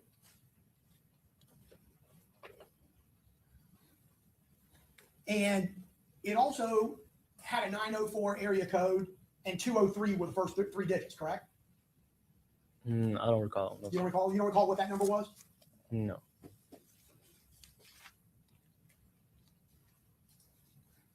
But you had that phone on you when you were arrested in Jacksonville, right? Correct. And that phone was seized or taken by law enforcement, correct? Correct. And that's where it is, as far as you know, right now as we speak today. Correct. So talking a little bit,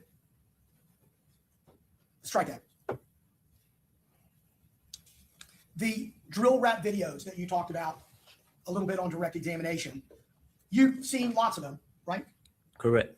And it may not be just 6 block videos, may not be just 1,200 videos.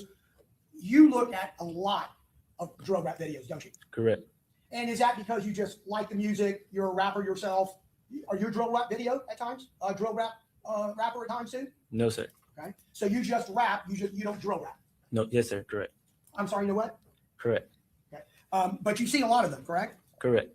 And they are put on social media, on YouTube, in order to get clicks, correct? Correct. And that turns into money based on views and based on the platform that's being utilized, right? Correct.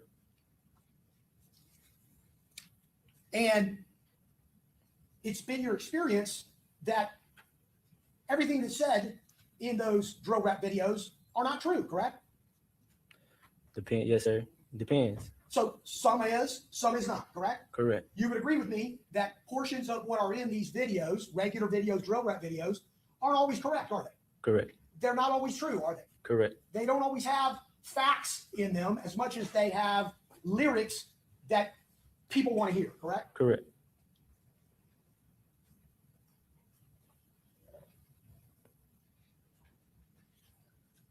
So talking about your history a little bit, Mr. Howard, as you testified earlier,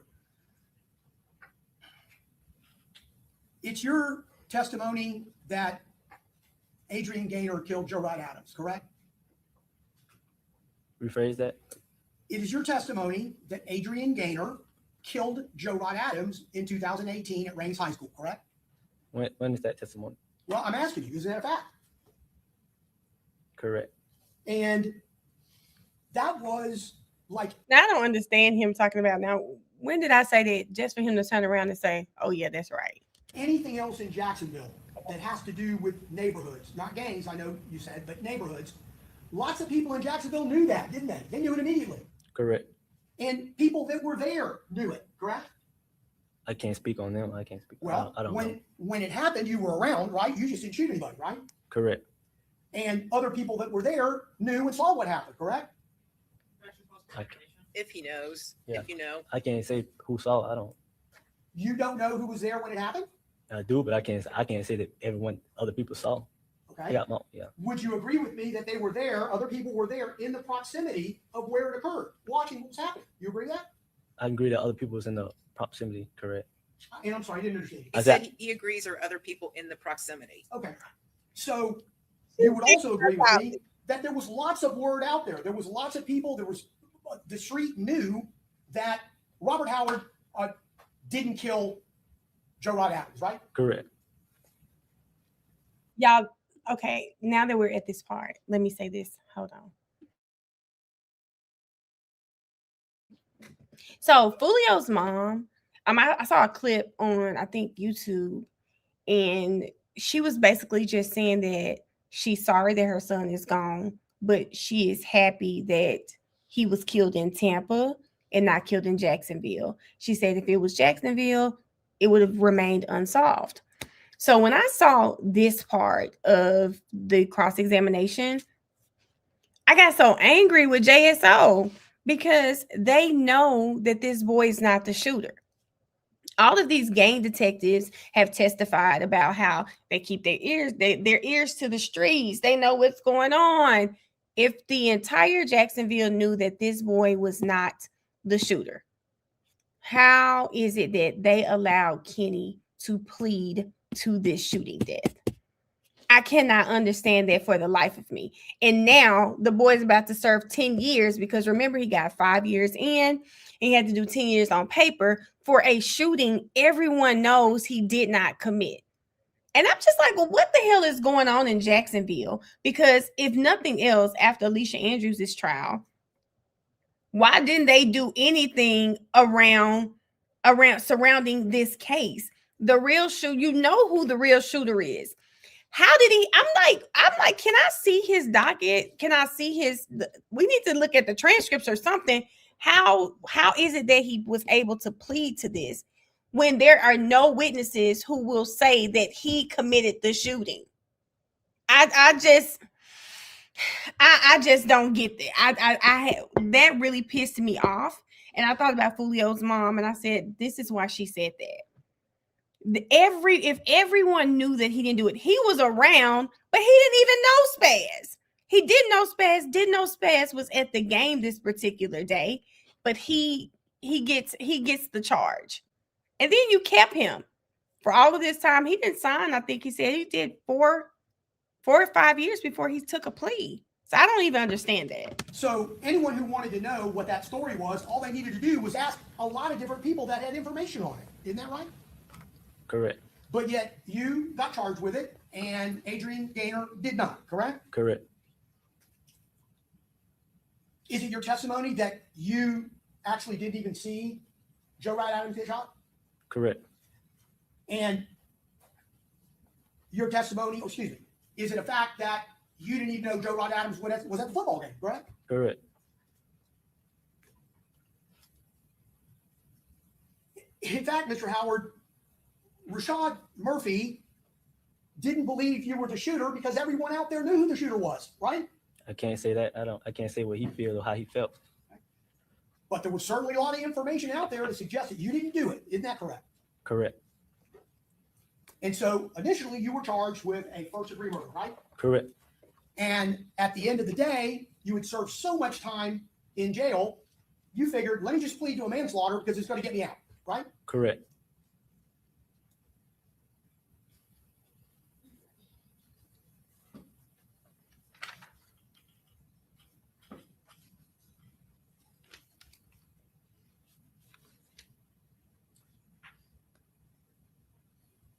Truth is, Mr. Howard, that when you got back to Jacksonville and you were thinking about who might have done this, you were concerned about a bunch of fake pages that were on social media that might have been involved in this case from other neighborhoods, right?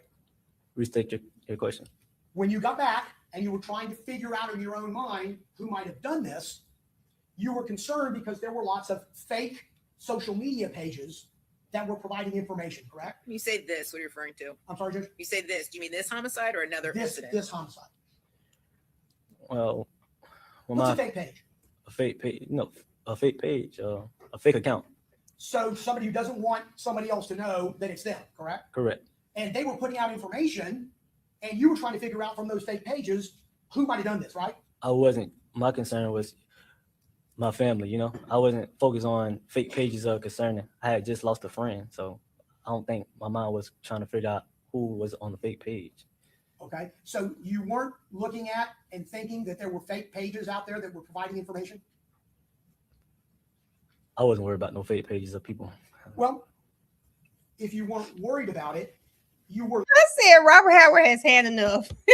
He has had enough of Gonzalez. He said, baby, I wasn't worried about no fake pages.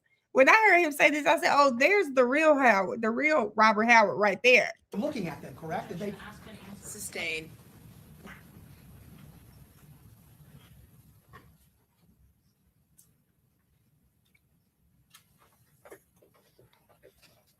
I think everyone is sick of Gonzalez. And you saw, by the time as you were still in Tampa, until you went back to Jacksonville, social media was on fire, wasn't it? Correct. And you were looking at lots of accounts and lots of posts, and some people saying things that might have truth, and other people saying things that don't have any truth at all, correct? Correct. And you started reviewing these things in the morning or when you got back? Not really. I really was trying to stay off my phone. I was seeing just posts like, news feeds and stuff like that, but I really wasn't talking to no one. Friends, family, I was trying to keep, I just went through something like very dramatic. So Well, but you were looking at social media, right? Yeah, And you were seeing what people were posting, right? yes, sir.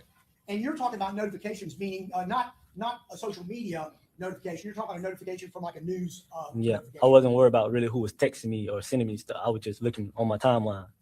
Were you looking for specific people posting, or were you just reading about anybody and everybody that was posting? Because there was lots of it, right? Yeah, whatever came on my timeline, I seen it.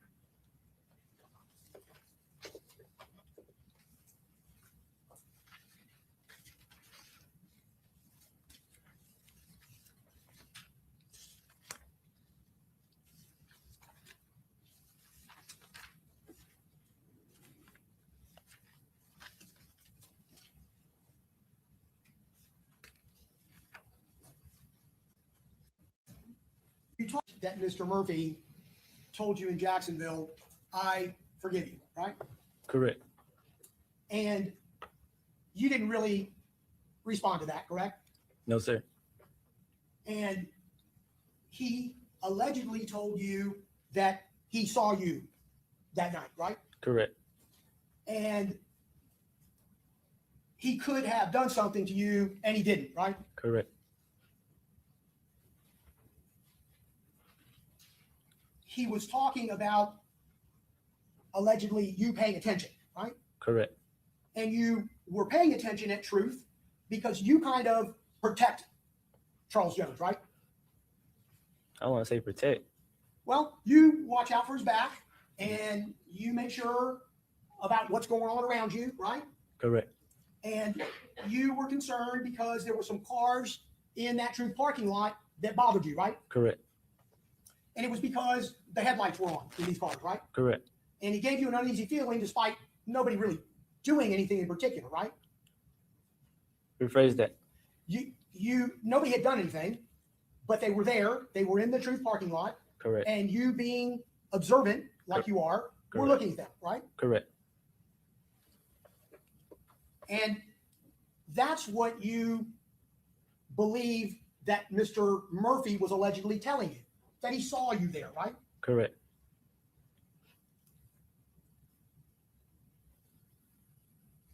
When you saw these cars, were you on the bottom floor there of the parking lot, just taking a look around? Both.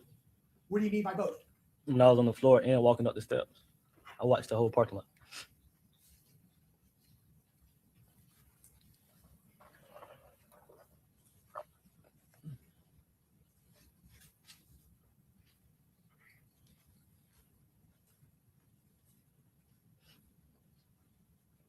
You want to push the clerk briefly? Yep. I tell you what, why don't we go ahead and take a quick comfort break? So, all right, we'll be back in 10. All right. There was a time when you looked out in the parking lot and you saw some cars in the parking lot that bothered you, right? Correct. And you never identified any of those cars by make or model or color or told police about them at all, correct? Correct. And they were, in fact, in that parking lot, correct? Correct.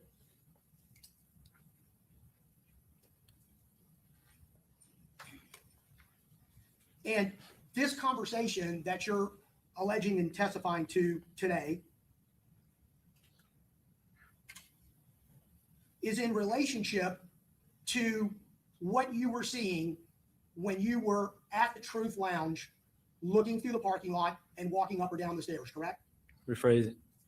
What we're talking about here is your concern and what you allege that he told you, Mr. Murphy. What he alleged he told you was that he's seen you in that parking lot, correct?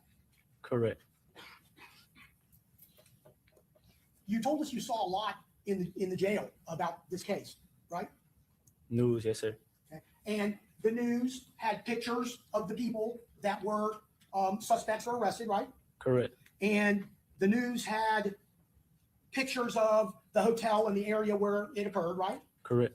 And the news had a video of what occurred, where the people were shooting from, where the cars were. It was like a clip of the actual shooting, was it? Correct. How many times did you see that? They played it a lot. I've seen it on the news numerous times. I'm sorry, you seen it? I said I've seen it on the news a couple times. You didn't see the shooters while you were there that night, correct? Correct. You didn't see anybody come out and start to shoot. Correct. But you did, in fact, see it when it was played on the TV, and you could take a look back and see how it laid out once you saw the clip, right? The people, where they were, how the shooting took place. Correct. Did you see your car in that clip? Correct.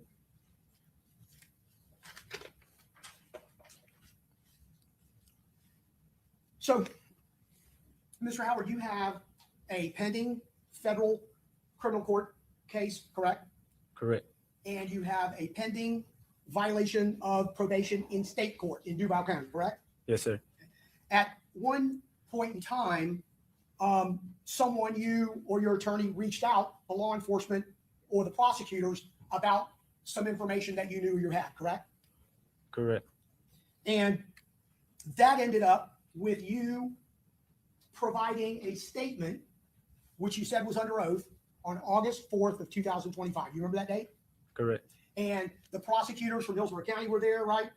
Correct. And the prosecutor from federal court was there, right? Correct. Law enforcement was there, correct? Correct. And your lawyer was there. You were represented, correct? Correct.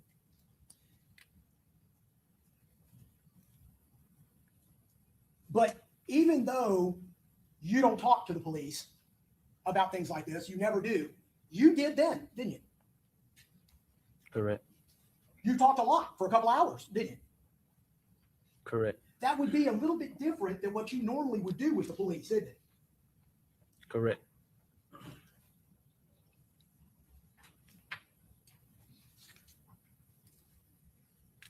So from June 24th, when you got arrested, day after the murder, until August 4th of 2025, which is about 14 months, you never reached out to anybody to tell them that you had this information, did you?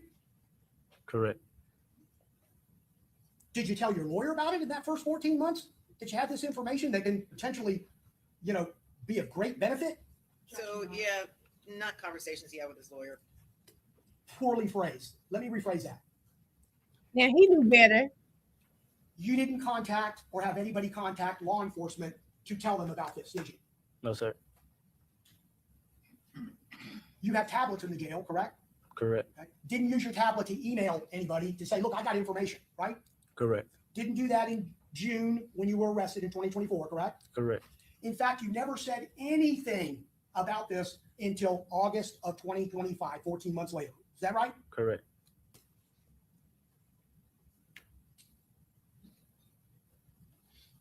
But what did happen is that you had already pled guilty to your federal charges, right? Correct. And you were waiting for sentencing, weren't you? Correct. And you didn't provide this information to either law enforcement or prosecutors anywhere until you were getting ready to be sentenced in federal court. Isn't that correct? Correct. So in federal court, I think you said you were charged with distribution of methamphetamine, correct? Correct. And you have in state court your violation of probation for the manslaughter that started out as a first-degree murder, correct? Correct. And also aggravated battery in that same case, correct? Correct. And I think you said battery on a law enforcement officer, correct? Correct.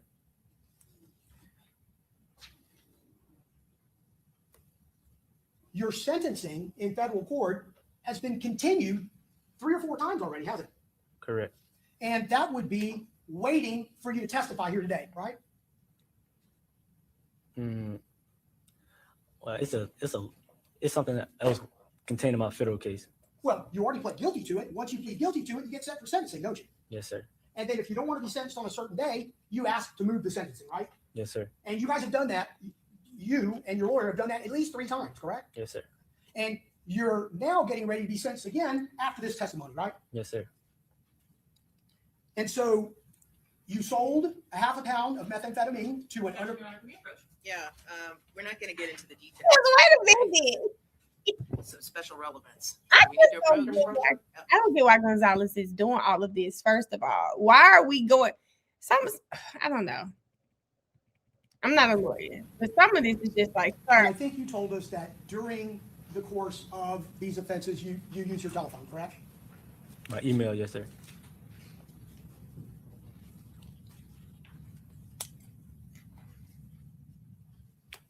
When you provided this statement in August of 2025 to prosecutors and law enforcement, you signed a consent for them to use that phone and get into that phone, right? Utilize that phone any way they needed to, right? Correct.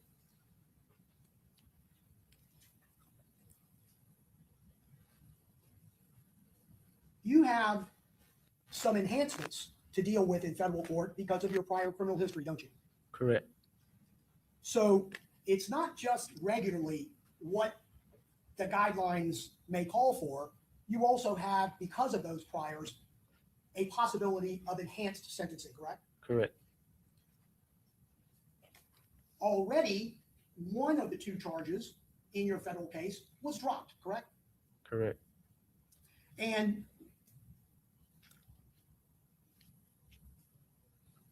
these offenses occurred directly between you and an undercover officer, correct? Correct. The federal case that you're awaiting sentence on has significant prison time, doesn't it? Correct. In fact, the maximum penalty is life in prison, isn't it? Correct. And also, the best case scenario for you would be a 15-year minimum mandatory sentence. Do you understand it that way? Correct. That does not include what could happen to you in your state court case, right? Correct. Because you have a maximum penalty of 15 years in that manslaughter case, correct? Correct.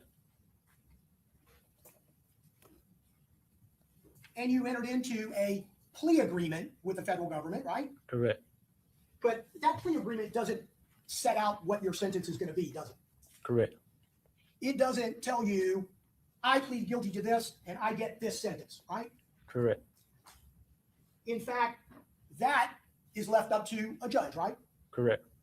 But a federal prosecutor can file a motion in order to ask a judge to give you less time, right? Correct. Do you know what 5K 1.1 is? Have you been spoken to about that? I know what it We're is. not gonna invade any attorney-client privilege, okay? Are you aware of what 5K 1.1 is? I know what it is. Yes, sir.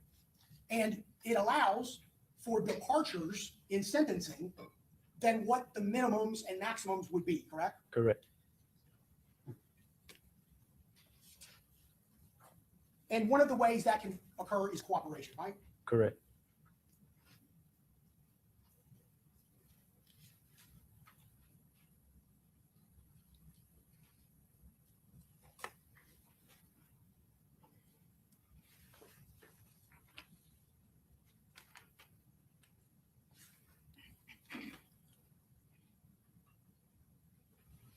Your plea agreement was signed way back in February of 2025, right? Correct.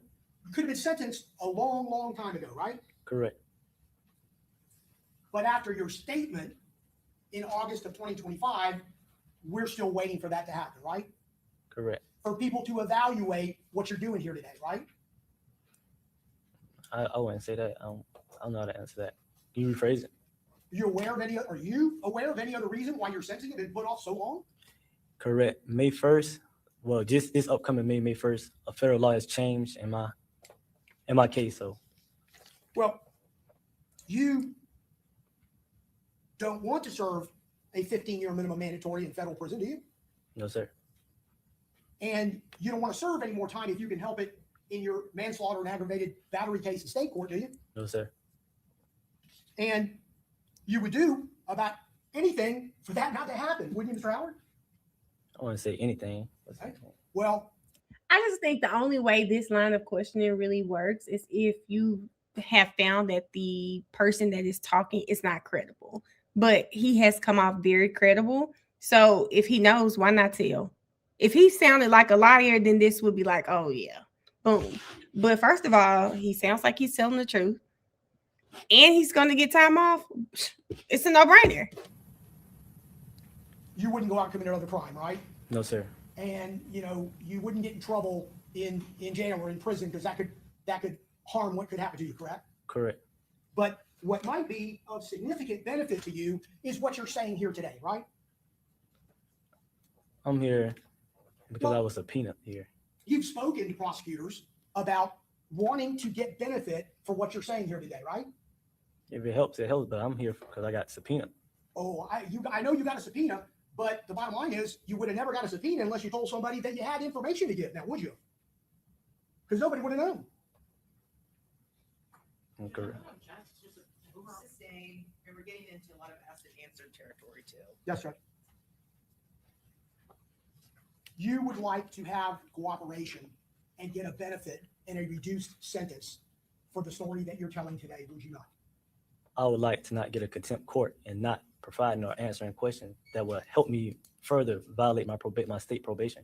Nobody reached out to you before you reached out to somebody else to say you had this information, did they? Correct.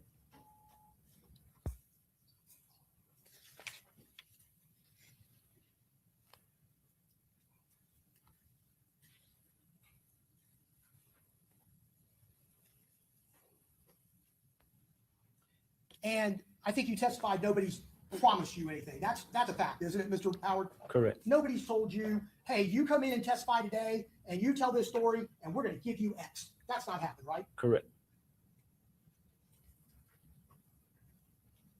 But you absolutely want that assistance given an opportunity to have it, right? Objection, Your Honor. Ask and answer. Sustained. Rephrase your question. Well, we don't need to No. sustain the objection. He said we won't even do that.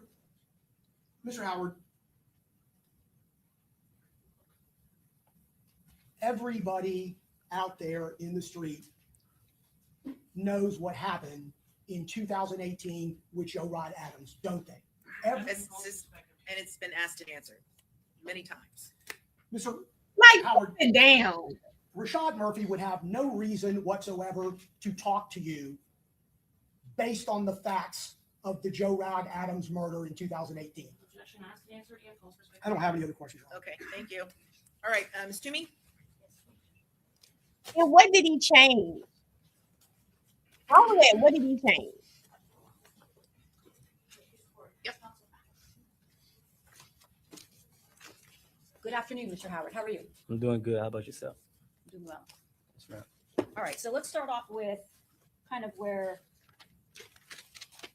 State's asked you a bunch of questions. Mr. Gonzalez has asked you a bunch of questions about these different areas in Jacksonville, okay? Yes, ma'am. I think you testified for the state that you would never admit to being part of a gang, right? Correct. But in the same context, there is what's known as 6th Block, right? Yes, ma'am. Which is purely, according to you, a neighborhood in Jacksonville, right? Yes, ma'am.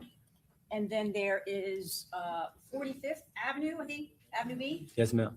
and that's kind of where you lived in Jacksonville. Yes, ma'am. And Charles Jones was part of 6th Block, right? Correct. Yes, ma'am. And that's like an apartment building, an apartment complex, Yes, ma'am. right? And then you have other areas located in Jacksonville, 1200. What other cliques or neighborhoods? Yeah, I have several. There's a lot in Jacksonville. Give me a few. Yeah. Sherwood, 21st, Lackawanna, all different IDs. Outies. Yes, ma'am. And would you agree with me that these different cliques, these different neighborhoods have no like leader, or they're just really groups of individuals that hang out because they are from the same neighborhood? Correct. Now, there's been a lot of talk about your conviction for the murder of Joe Rod Adams. Correct. And that homicide occurred in 2018, Correct. August of 2018. Yes, ma'am. And you would agree with me that you, along with another individual by the name of Adrian Gaynor, who also goes by Bibby, right? You both were a potential suspect in that homicide. Yes, ma'am. But you basically took the fall for Bibby, or Adrian Gaynor, who was your best friend, right? Correct. And Bibby, along with Foolio, were, according to you, your prior testimony, were best friends, your best friends. Rephrase it. You, Bibby, and Foolio were close friends, right? Correct. And you're originally charged with first degree murder Correct. for that homicide. Yes, ma'am. You were arrested, what, almost immediately? Correct. And Adrian Gaynor was out in town. He wasn't arrested, right? Yes, ma'am. So you were arrested. Bibby, Adrian Gaynor, was out on the streets, and then eventually he gets killed, right? Yes, ma'am. Because everybody really thinks word on the streets is that he was actually responsible for Joe Rod Adams' death, right? Correct. But you took the fall for it, right? Yes, ma'am. And I think it was the prosecutor that asked you, the state that asked you that you've never admitted or told anyone that Bibby or Adrian Gaynor was actually responsible for Joe Rod Adams' death, Correct. right? And does Joe Rod Adams have a nickname?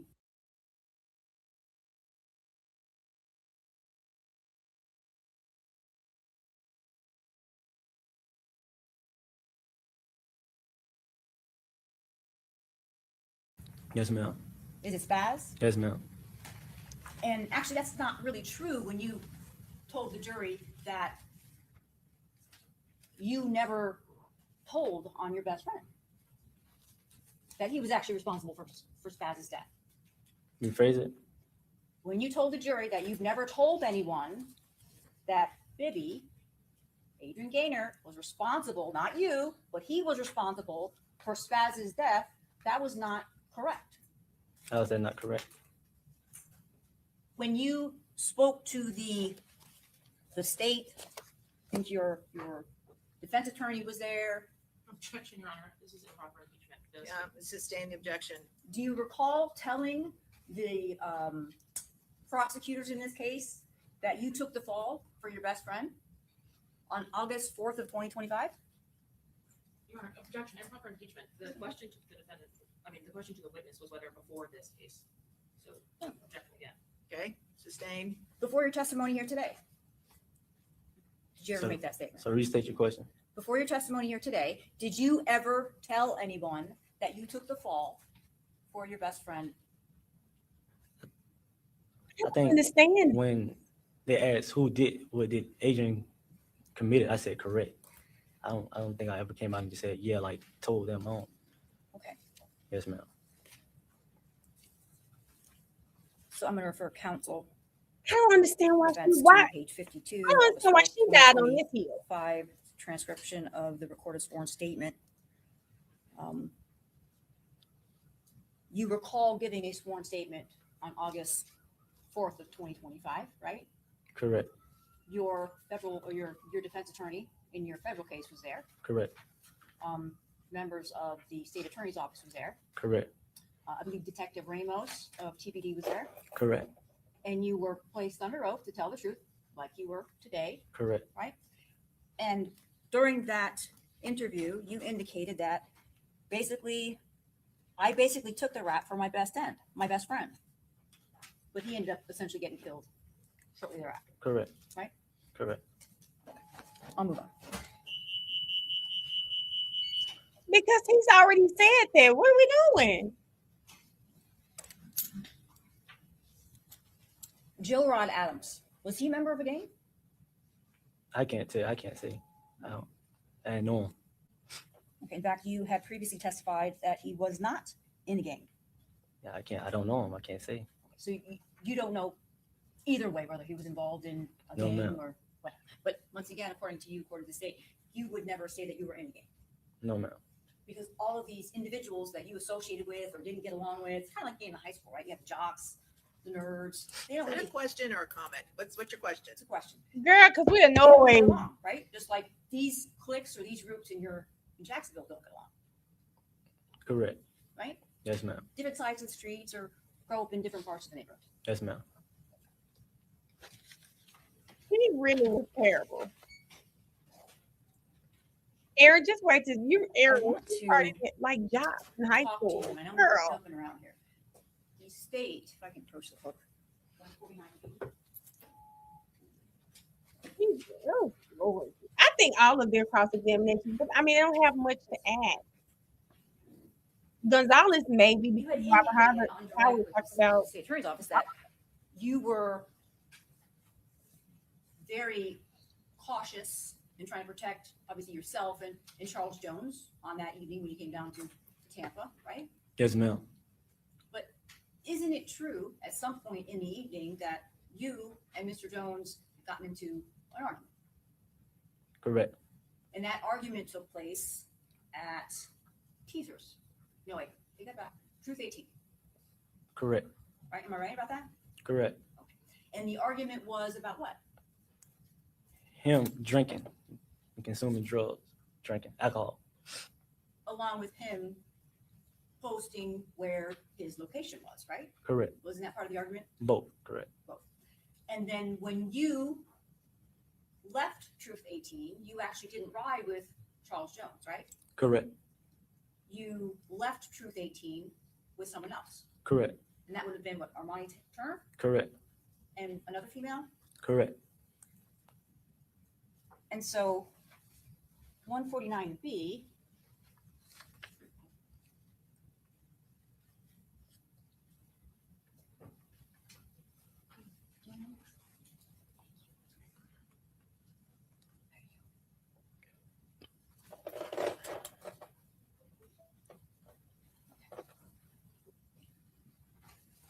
as you previously testified, this person in the white shirt standing out by the car with the lights on, that's you, right? Correct. And that is outside Truth 18. Correct.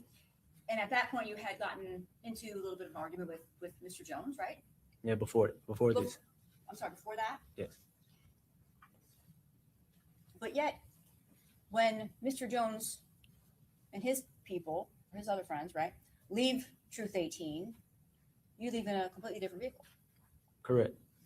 And when Charles Jones arrives at the hotel, you don't even get out of the car when he goes and tries to get a room. And here's my problem with this line of questioning. I don't know why both her and Gonzalez really want to shift some type of blame on Kenny when literally your clients are the ones that are seen and all the evidence is against them. But to say you didn't go in with him to get the hotel room, why would he have gone in? Why would he? If he was the one paying for the room, if he booked the rooms, why would he have gone in with him? That I was just like, okay, girl. Correct.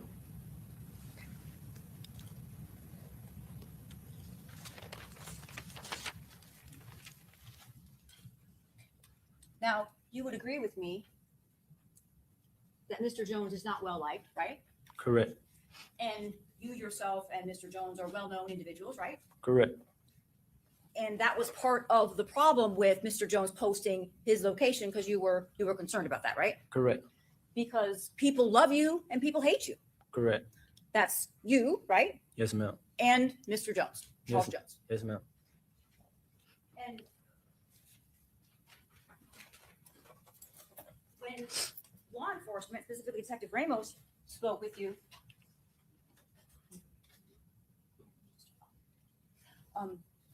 when you spoke with Detective Ramos that night, right, June 23rd, you didn't tell him, and in fact, you take that back. You actually told him that you had no idea who could have been responsible for this, Correct. and that there had been no threats online that you knew of, right? Correct. That's what you told Detective Ramos, Correct. and it could have been just a crazy van. Correct. That's what you told Detective Ramos, right? Correct. And that you were not involved in a gang. Correct. That although your fans and the people that know you and Charles Jones, Julio Foolio, they think that you guys are involved in 6 Block, right? Correct. But that's different than what you've testified here today. Would you agree? No, ma'am. You left a lot of stuff out, didn't you? He didn't. Well, at a scene where, it's your friend is killed and you're on probation, I don't think you want to be sitting talking for hours and going on. I really want to get away from the scene. I wasn't trying to be there that long. And did you leave on the 23rd of 2024? I left the next day. My friend was killed. You left, I got incarcerated the next day. My friend was killed. right, but you got incarcerated on June 24th of 2024 because that was like the last time you distributed Violation of methamphetamine, probation. right? Correct. to undercover CI. Objection, Your Honor, same objection. Sustain the objection. She might be new, y'all. She just might be new. Let's talk a little bit about, I'm trying not to be repetitive, but Yeah, because at some point it's asked and answered. Baby, let me tell y'all something. Now one thing y'all can't say is that Cisco is not even across the board because she's giving her that same energy. Like, girl, listen, it's asked and answered. She did the same thing with Gonzalez. I think she just listen. Y'all gonna have to get together in that courtroom. I'm gonna Sit down. say some Marcus defense exhibit 1 for David Murphy. Listen, Sure. Cisco is not playing with these people. As David Murphy's exhibit number 1. I'm just going to ask you if you recognize it. Yes, ma'am. Okay, and is that your signature? Yes, ma'am. Is that how you recognize it? Yes, ma'am. Okay, you want to just flip through it? To make sure? Yes, ma'am. Yes, ma'am. Yes, you recognize it? Yes, ma'am. At this point in time, I will move into evidence marked as defense exhibit 1 for David Murphy. No objection to the defense of the evidence in this case. Okay, thank you. Noted. Now, in this exhibit, I don't know if you can see that or not, but ultimately, this photo pack or this photo array was provided to you on August 12th of 2025, right? Yes, ma'am. And there were a bunch of photos that you were shown, right? Yes, ma'am. And you did not select, when it were unable to select anyone that you could identify as Mr. Davion Murphy, correct? Yes, ma'am.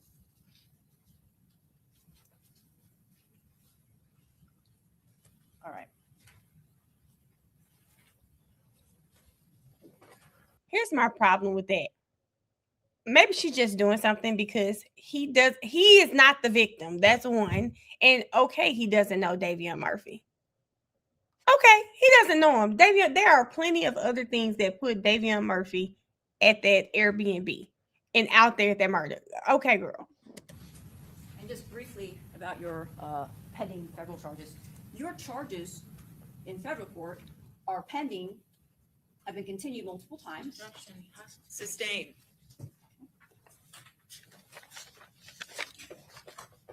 In those federal charges, you're facing 15 years to life in prison, right? Yes, ma'am. Sustain. Come on, girl.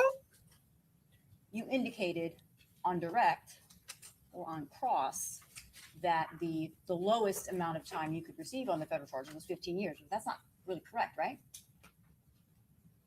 Correct. Based upon your cooperation, potentially here today, you could receive below that 15 years, right? If I it's correct. Right. And the plea agreement that you signed was not necessarily limited to your case in federal court. Objection, Your Honor, misstatement. Sustain. Which can we approach? Yeah, come on up.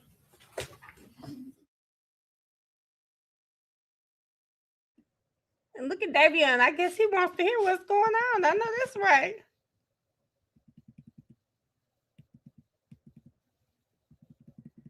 Sure.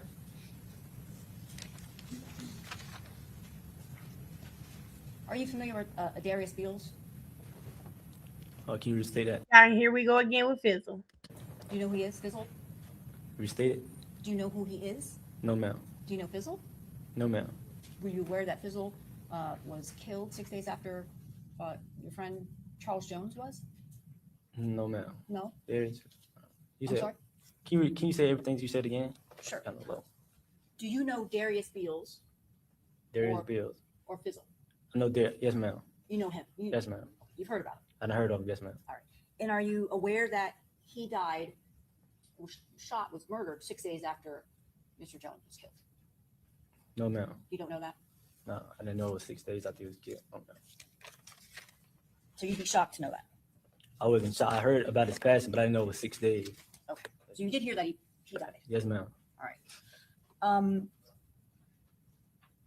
The morning at 5 a.m. on June 23rd of 2024.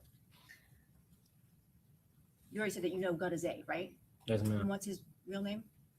Isaiah Chant. Are you familiar with a post by Isaiah Chance where he had posted something about Tom Brady? Yes, ma'am.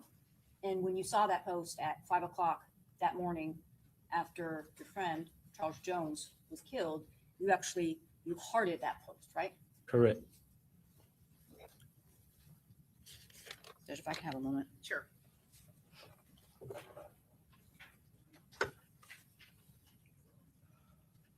And I'm wondering if he did that because, like, oh, okay, I see what you're posting.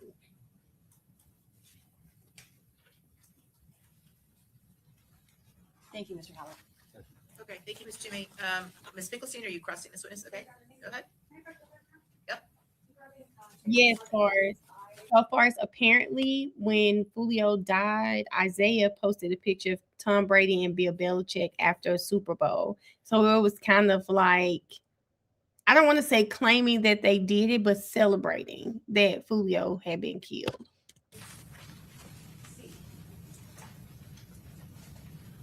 Yeah, I think he was trying to wonder, like, why is she bringing me up? Good afternoon, sir. Good afternoon. My name is Jenna Finkelstein. I don't think we've met. I represent Sean Gaff, right? Yes, I ma'am. just have a few questions for you, okay? Yes, ma'am. I believe that you said, and excuse me if I missed anything or I can't see you from where I'm sitting. So Yes, ma'am. I believe that you said you don't know Mr. Gaff, right? Is that correct? I don't. And until this case happened, you hadn't heard his name? Yes, ma'am. Let me ask you, there was some talk about different hand signs. You remember that conversation? Correct. And I'm going to show you what's in evidence as states 95C, I guess C1. Bear with me. This is not my forte, as we've all learned. Can you see that, sir? That Correct. is Well, little. that's a little fuzzy, but is it okay for you? Yes, ma'am. Okay. And who's in that photo? Me and Charles Jones. I'm more of a visual person, and again, I couldn't see you from where I was. So I'm going to ask you about those hand signs. Are you able to see those from your screen? Yes, ma'am. Can you tell me the hand signs that Mr. Jones is holding up? We'll go with, if you're looking at the photo, what would be on the left, so technically his right hand, what sign is that? Is it a specific sign?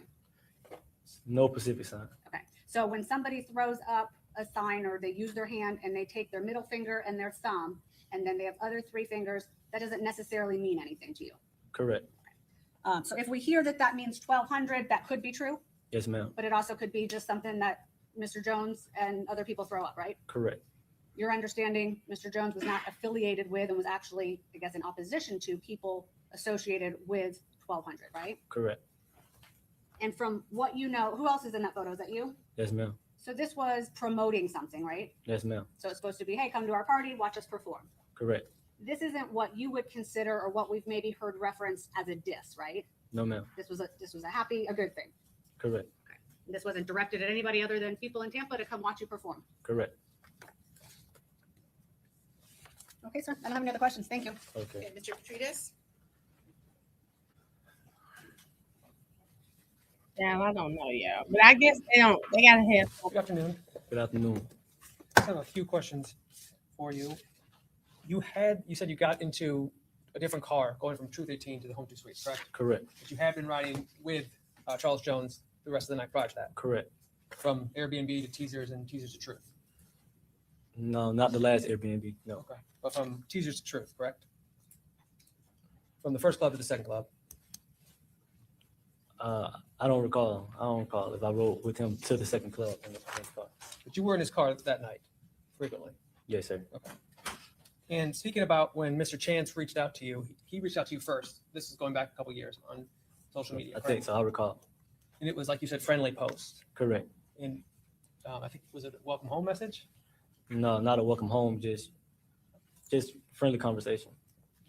Asking for advice or guidance or anything like that? No, sir. Just friendly though. Okay. But no threats. No, sir. And he never contacted you after the murder. You were only out for 24 hours. No, sir. Never called or texted.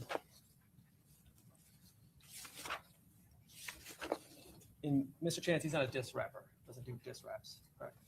Not the songs I heard. No, sir. He's not known to diss people or stuff like that.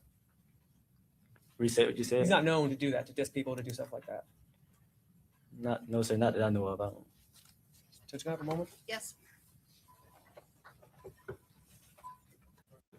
Sir, you were asked about hand signs just a few minutes ago. You gave us already a depiction of 6, is that right? Correct. And then you were shown also an image of the flyer that was posted to Mr. Jones' social media account. Do you remember seeing that when it was posted? Correct. 95C? Correct. All right. You were actually asked about a middle finger down, but Mr. Jones has 2-1 up and 2-1 up at the same time. Is 2 and 1 with a ring finger down like this, or 2 on this hand and a ring finger down? Does 21 mean the same thing as 1200 when you see it in Jacksonville? No, sir. No, ma'am. Okay. Well, when you see a 1 and a 2 with a middle finger down, now look at my hands with the fingers that are up. Is that indicative of 1200? Yes, ma'am. Okay, but 2-1 is something different. Have you thrown 2-1 before? Yes, ma'am. Is that something from another origin? Yes, ma'am. What is that from? Well, you got in Chicago, they throw up that sign a lot, like Jacksonville, like Chicago. So Is there a big rapper in is there a big rapper in Chicago that Jacksonville's friendly with that does that same thing? yes, ma'am. Is that different than the sign that we've seen 1200?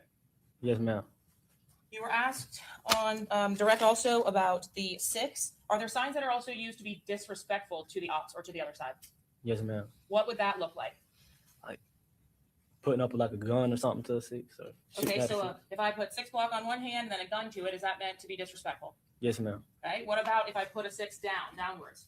Yes, ma'am. How about any of the other signs? If you put them upside down, if you put a gun to it, are those signs that are meant to be disrespectful? Yes, ma'am. During drill raps or during disrespect that's being done in photographs, do you often also see trolling of using the other side's gang sign and speaking about something specifically? Yes, ma'am. Mr. Gonzalez asked you whether Mr. Murphy called you from a number that you recognized or whether you could recall the phone number that Rashad Murphy called you from. Do you remember that number by heart? No, ma'am. Did you make it a point to utilize your own personal phone number when you were calling a rival, or did you make it a point to utilize something else? Yes, ma'am. I'll use like my email or something. You were asked about whether you told the police about everything that was going on in Jacksonville in your conversation with Rashad Murphy. Did Rashad Murphy text you, "I forgive you," before or after you talked to the police on the morning of the murder? After. Did you have a phone conversation with him about his forgiveness before or after you talked to the police on the morning of the murder? After. When you were interviewed with an investigative subpoena with your attorney for the first time in custody of the federal government, you had already pled out on your federal case 6 or 8 months before. Is that what your testimony was? Correct. And your sentencing hearing from that had been set off already Correct. before you ever had contact in any capacity with anyone from the state. Correct. Have you had an opportunity to see and review your plea agreement in your federal case? Yes, ma'am. Do you understand that there's nothing that you would receive or assistance of some kind granted to you or guaranteed to you or given to you pursuant to your agreement with the federal government? Yes, ma'am. And you're leading to, so sustain as to the question on the table. Have you been promised anything from anyone from the Hillsborough County State Attorney's Office in this case? No, ma'am. Do you understand the consequences of failing to comply with the subpoena? Yes, ma'am.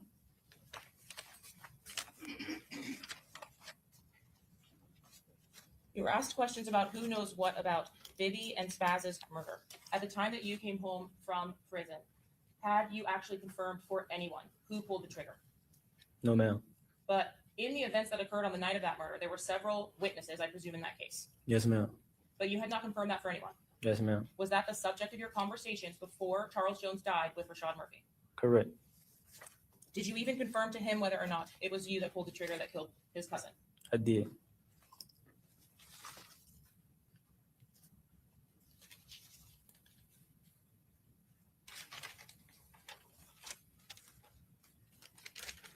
And sir, I believe that you were asked, one moment, Your Honor, please.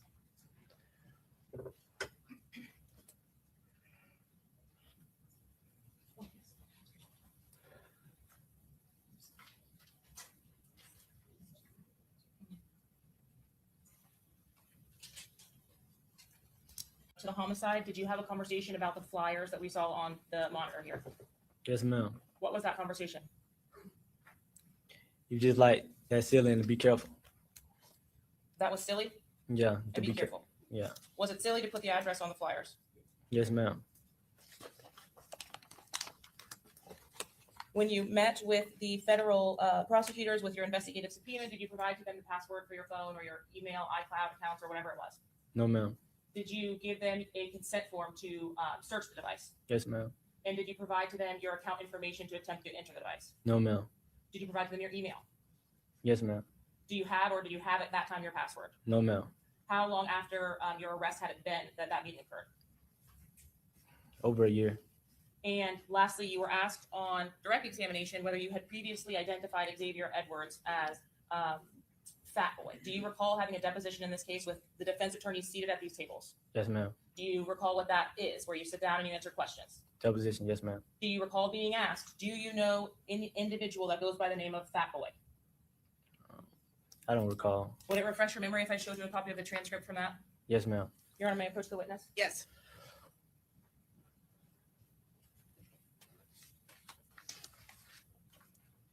Just read to yourself if you would, and then let me know when you're finished. Yes, ma'am. Referring counsel to my page 63, lines 20. Sir, I asked you on direct examination what your nickname or what you called Xavier Edwards was. Do you recall that? Yes, ma'am. And what was your answer? Fat Boy. And do you recall on this date of your deposition on February 4th, having provided to the defense attorneys here, being asked, do you know an individual that goes by the name of Fat Boy? Yes, ma'am. And what was your answer to that question? Yes, I do. And were you asked, and who is that? Yes, ma'am. And what was your response to that? Xavier Edwards. I have no further questions, Your Honor. Okay, thank you. All right, members of the jury, I'm gonna have you step out momentarily. We'll be right back. All right. Oh, baby, when I say she ended that perfectly, because Gonzalez was really up there. Thank you, Forrest. We're done now. Gonzalez was really up there trying to act like this came out of nowhere. You've never said this before. You have never told anyone that Xavier Edwards goes by the name Fat Boy. Yes, he did. And it's in the deposition. Redhead ate that up. Listen, Redhead ate that on up. And I was happy because we've been wondering who Fat Boy was. Fat Boy, again, I think makes Sean look terrible. Sean was with them. They were plotting. They were trying to see where this boy was. And I know Gonzalez doesn't want this in. He does not need that to be true because this goes to that premeditation again. That's all. Okay, y'all. We are done. We are done. I have to figure out what I'm going to do in the morning. Either it's going to be Stephon Diggs or I'm just going to finish this day. But I don't know. Y'all know just about 9. Just expect about 9 because I'm not going to lie like I'm going to do my flyer tonight.